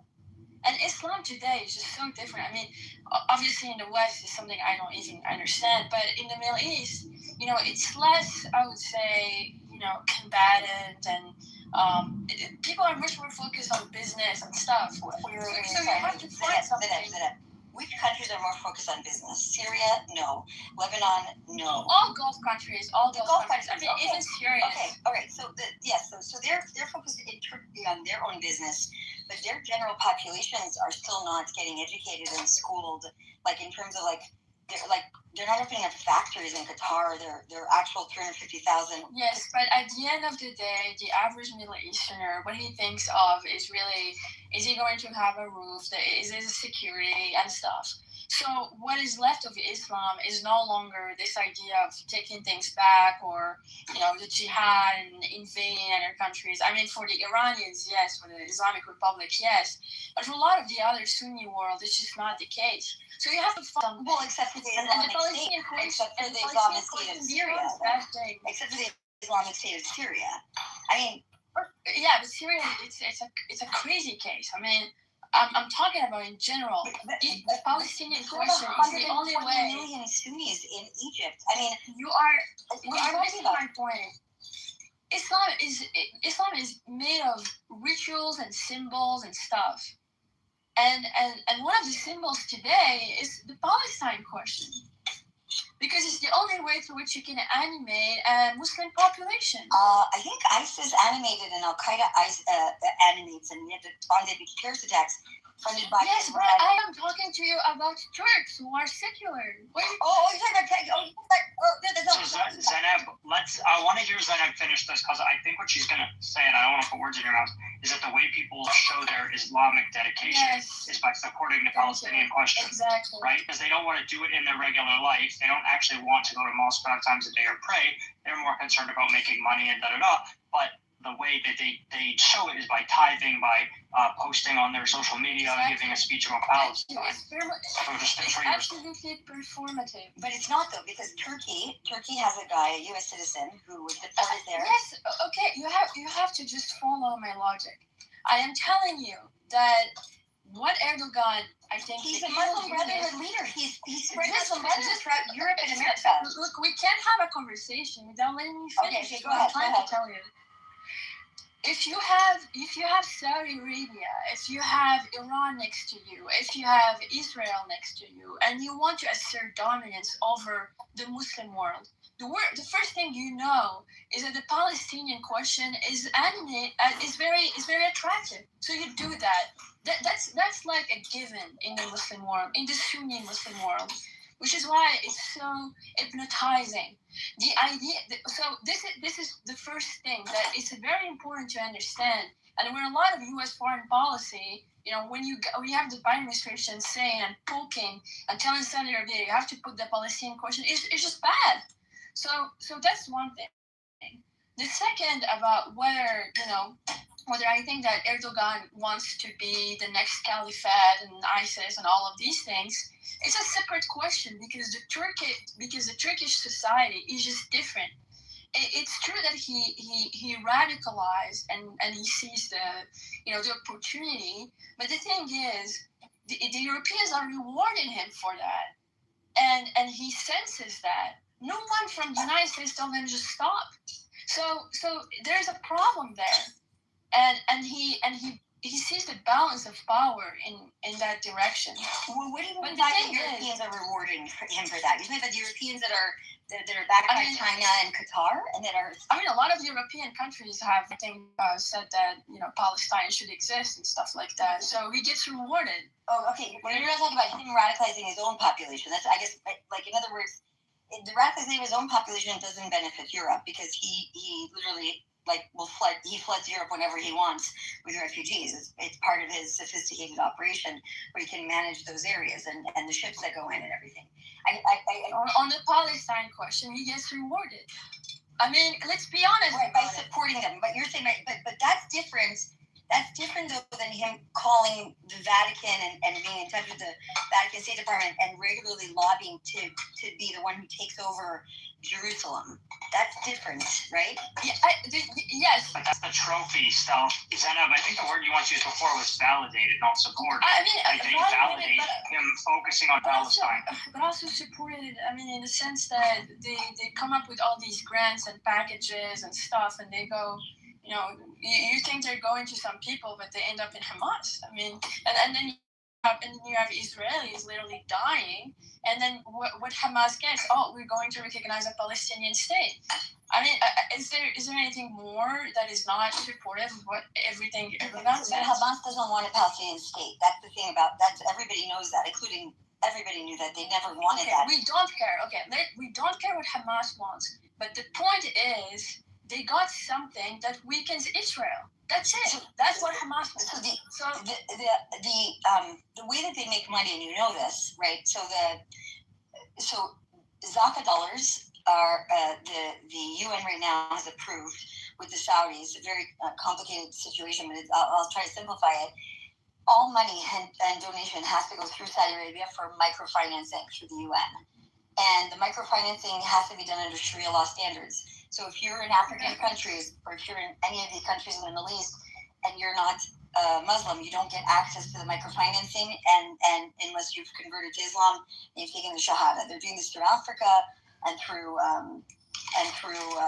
the Sudan and some parts of Africa, obviously, and through the Middle East, including like all the different UN locations inside of all the different Middle Eastern countries. And the Palestinian, there's no Palestinian camps. They live in actual like neighborhoods and everything. They call them camps because we're perpetually funding a whole economy, of a non-refugee. They don't want the state, because if they get a state, they will no longer get their refugee status, and their perpetual financial structure that gets stolen. But the microfinancing component that's being put through the UN, and money is being funneled through there, goes directly into Saudi Arabia.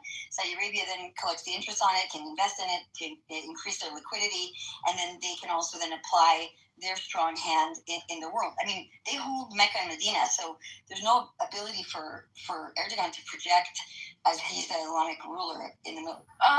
You underestimate something very instinctive in the Sunni world, where you want to. It's fine to have Medina and Mecca. It's fine, but at the end of the day, who is talking about the geopolitical news? Who is asserting the honor of the Muslims? These things are things that Erdogan feels and he knows instinctively, and others see that. And for example, there was this problem when I was in Morocco. We had a kind of a Muslim Brotherhood party. That party, totally an Islamist party, they actually had no ties to Erdogan at first, but then what Erdogan was doing was actually helping them sell themselves, and it's later on that Erdogan tries to help them and welcome them or something like that. But it just tells you that what he does, politically and in a I would say much more of a way, resonates, and that's why I'm saying that a lot of what he does are sometimes really just purely power plays in the Muslim world. That's something I think is very important because I think that that we have basically different visions of Islam competing. And the United States sometimes pushes the wrong one. Absolutely. Well, in the U.S., they're pushing the Muslim Brotherhood. That's the whole movement behind the Qatar. Everybody is the Muslim Brotherhood. But your Shia and Muslim Brotherhood are working together on the Palestinian project. That's a very obvious thing. We know this. We know this from the right and from the left. But Zainab, correct me if I'm wrong, that Turkey pushing the value of Jerusalem in Islam is good for them because they can't get Mecca and Medina right now. But if they can get Jerusalem, and then they can elevate Jerusalem to a higher status in Islamic theology, then they can kind of be a counterbalance, and they can have a trophy, they can have some symbol.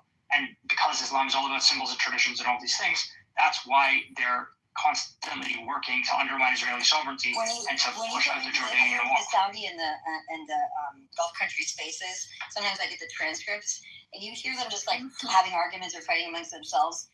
They don't care at all about Al-Aqsa. They don't see it as anything. It's third in line. They don't care about it. They don't need to go visit it. They don't care. For them, it's another mosque. Really, it is. In their minds, and you can hear it. I have the transcripts, and these are some of their big influencers.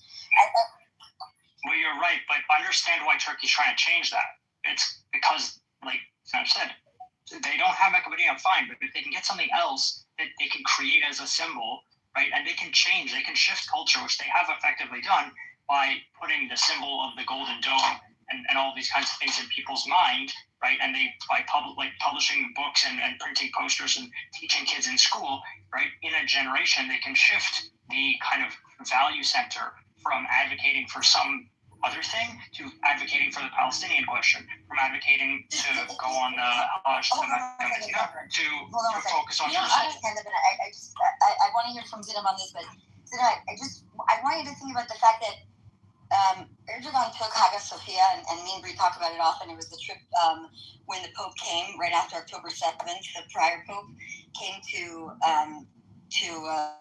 Turkey, and they had come out with a sword, and they made this declaration. It was very dramatic for Catholics. They understood what it meant. I don't know. Hopefully, Brie can hear me. The space and the symbolism behind that, and the Pope coming to Hagia Sophia being turned into a mosque was very telling on the Vatican State Department's merging with China and Qatar. And there's extensive stuff about them and Iran. And this is a big project of theirs through the UN, and Turkey is part of it. So. I do think the Saudis support Turkey in many ways behind the scenes without us even realizing, to maybe be the mouthpiece for things that they can't say. But the streets in Saudi Arabia are not like the leadership. That we know for sure. I know because there's a report that was put out, and I experienced it myself. There's a tremendous amount of influencers and everything from inside Saudi Arabia that are just extremely anti-Israel, very anti-Semitic, and we're doing a lot of damage. I think somebody just posted a report yesterday. Maybe it was Abu Bakr, who listed what happened there. So I'll send it to you, but if you want to respond, then I'll go to G. I mean, I don't know. I don't know what's the question really. The question is the desire to have Jerusalem, and the same way that he took over Hagia Sophia is just trying to show dominance. It's less about but I actually disagree that Turkey and Saudi Arabia are, best friends. They actually are aligned here and there, but they are constantly competing, and the Turks have a military, and they have huge assets, and they're part of NATO, and they don't just look at the Middle East. They're constantly thinking about Central Asia, and they have the Turkic organization, and they think about Kazakhstan and Turkmenistan and other places. They have a tradition that is just different. And most Central Asian countries are much more secular than people think, and so I think a lot of it is really just pure power play. Erdogan happens to have the Sultan obsessions. Whether he will succeed, I don't think so. I think he constantly underestimates Israel. Militarily, he just does, and it was very visible in some of the reactions after the pagers attack of Hezbollah. It actually shocked China as well. But just to tell you that, he can say things, he will do things, but a lot of it is either to get a seat at the table. Quite often he doesn't. Even on Ukraine, I think Turkey is much more well placed than so many others to do a lot of negotiations because of the Black Sea situation, but they're not as active as you would think. So anyway, I think it's a it's a gray situation, but if you're worried that he will do that, I generally tell you he actually, even if he wants to, he can. And I'm going to do in 1 second. Sorry, G. The segment that McDermott was talking about was doing activity in the Aegean Sea versus in the Mediterranean, and that the Turks are fine if they're in the Mediterranean doing, meaning the Israelis, if they're doing naval exercises. And they were not comfortable with the Mediterranean. I'm just very, very honest about it. I've been running a free Cyprus movement after I did free Cuba, and now I'm doing free Ireland, and I'm getting what I want in many ways. But free Cyprus movement, you just saw 60 mosques were shut down in Greece, and they're going to start doing it in portions of Cyprus, and to remove them because they have seen a change in their infrastructure. You have Kimberly Guilfoyle, which is the Trump's ambassador in Greece, and you're seeing even the deals between Israel and the pipeline and Greece and Cyprus and other European countries and with the US and how that's panning out. That happened because of his aggression towards Netanyahu and Israel. That a lot of these things happen to cut out Erdogan's positioning over there because of his rhetoric. I mean, there is a price to his rhetoric, and he thinks that Israelis are not going to respond. And Israel's not going to allow that to happen, especially with Turkey, because it is much closer than, Russia or other countries, right? Or even China, even their crazy rhetoric. I guess that's my one thought is the Free Cyprus movement, how and it works, but if they change their rhetoric and start just getting along a little bit nicer, it would make. They're still sending They're still sending $35 billion worth of stuff into Israel. They're just doing it through a bypass. So he's still making the money. The country is strapped for cash, and he's not going to live forever. And I doubt his son is smart enough. His son seems like quite a moron, actually. I don't think he's going to take over. Maybe he's got other people that he wants in position, but he's older. He's not going to. I don't know when their elections are due, but it's just not reasonable. So I think that he trends in a line of a movement that's running right now. I spoke to people from like CPAC and from TPOSA and some other individuals who are running this freedom movement across Europe. Might be easier, to do that in Cyprus, Ireland, and in Greece, because they want to do the anti-Islamification and get rid of all this, communist. But that's where I disagree with you, actually, because sometimes the Islamification or whatever, the manifestations of Islam in mosques, getting rid of them will not get rid of, the Erdogan Turkish problem. Well, it's not the radicalization in mosques. He's radicalizing inside the country. There's organizations, groups, professors, teachers that came in with the mosque. It creates a base for radicalization. It's like they're there every day. So yeah, what I mean is that I am all for de-radicalization, but what I mean is that the biggest, I think, challenge is a U.S. foreign policy challenge. Because you can get rid of all of that, you can have it all nice. But it goes back to the Ottoman Empire, quite honestly. It goes in a certain way. It goes to Somalia, it goes to all these places. Hey, so, yeah. Are you seeing reports that the Iranians are dumping oil into the sea? Did you see that? Is it confirmed? Is it confirmed? No, I'm seeing reports of it. I'm there's. Do you hear me talking about Turkey and the Vatican and Hagia Sophia? Yeah. Oh, okay, good. Because I was calling for you. I didn't know if you heard. Okay, go ahead, G. No, I was listening. Go ahead, G. Well, is kind of influencing a lot of decisions there, and a little bit more of the aggressive posturing on behalf of Turkey. And I think Zeynep is right. Erdogan is bad, but if you get someone like Furkan in there, that could be infinitely worse. But I just wanted to say, Stealth, I was going through the Chinese interwebs today, and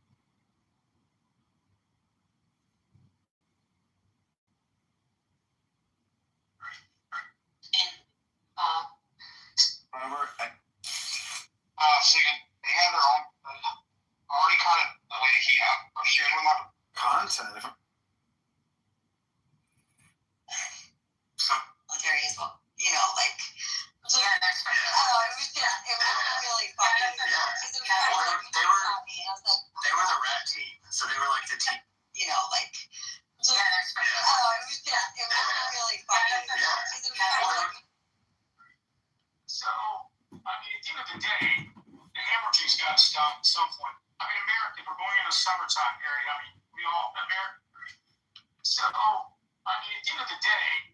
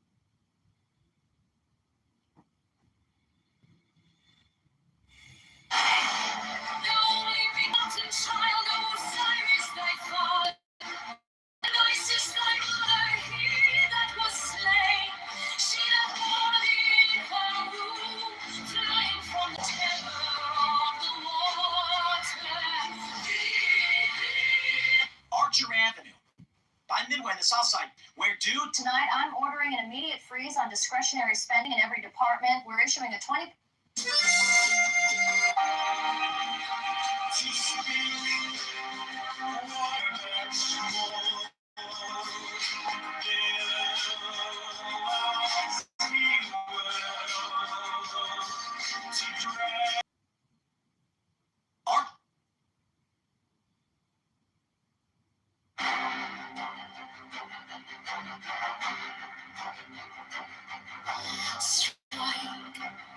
Strike a master chord. Draw the flame.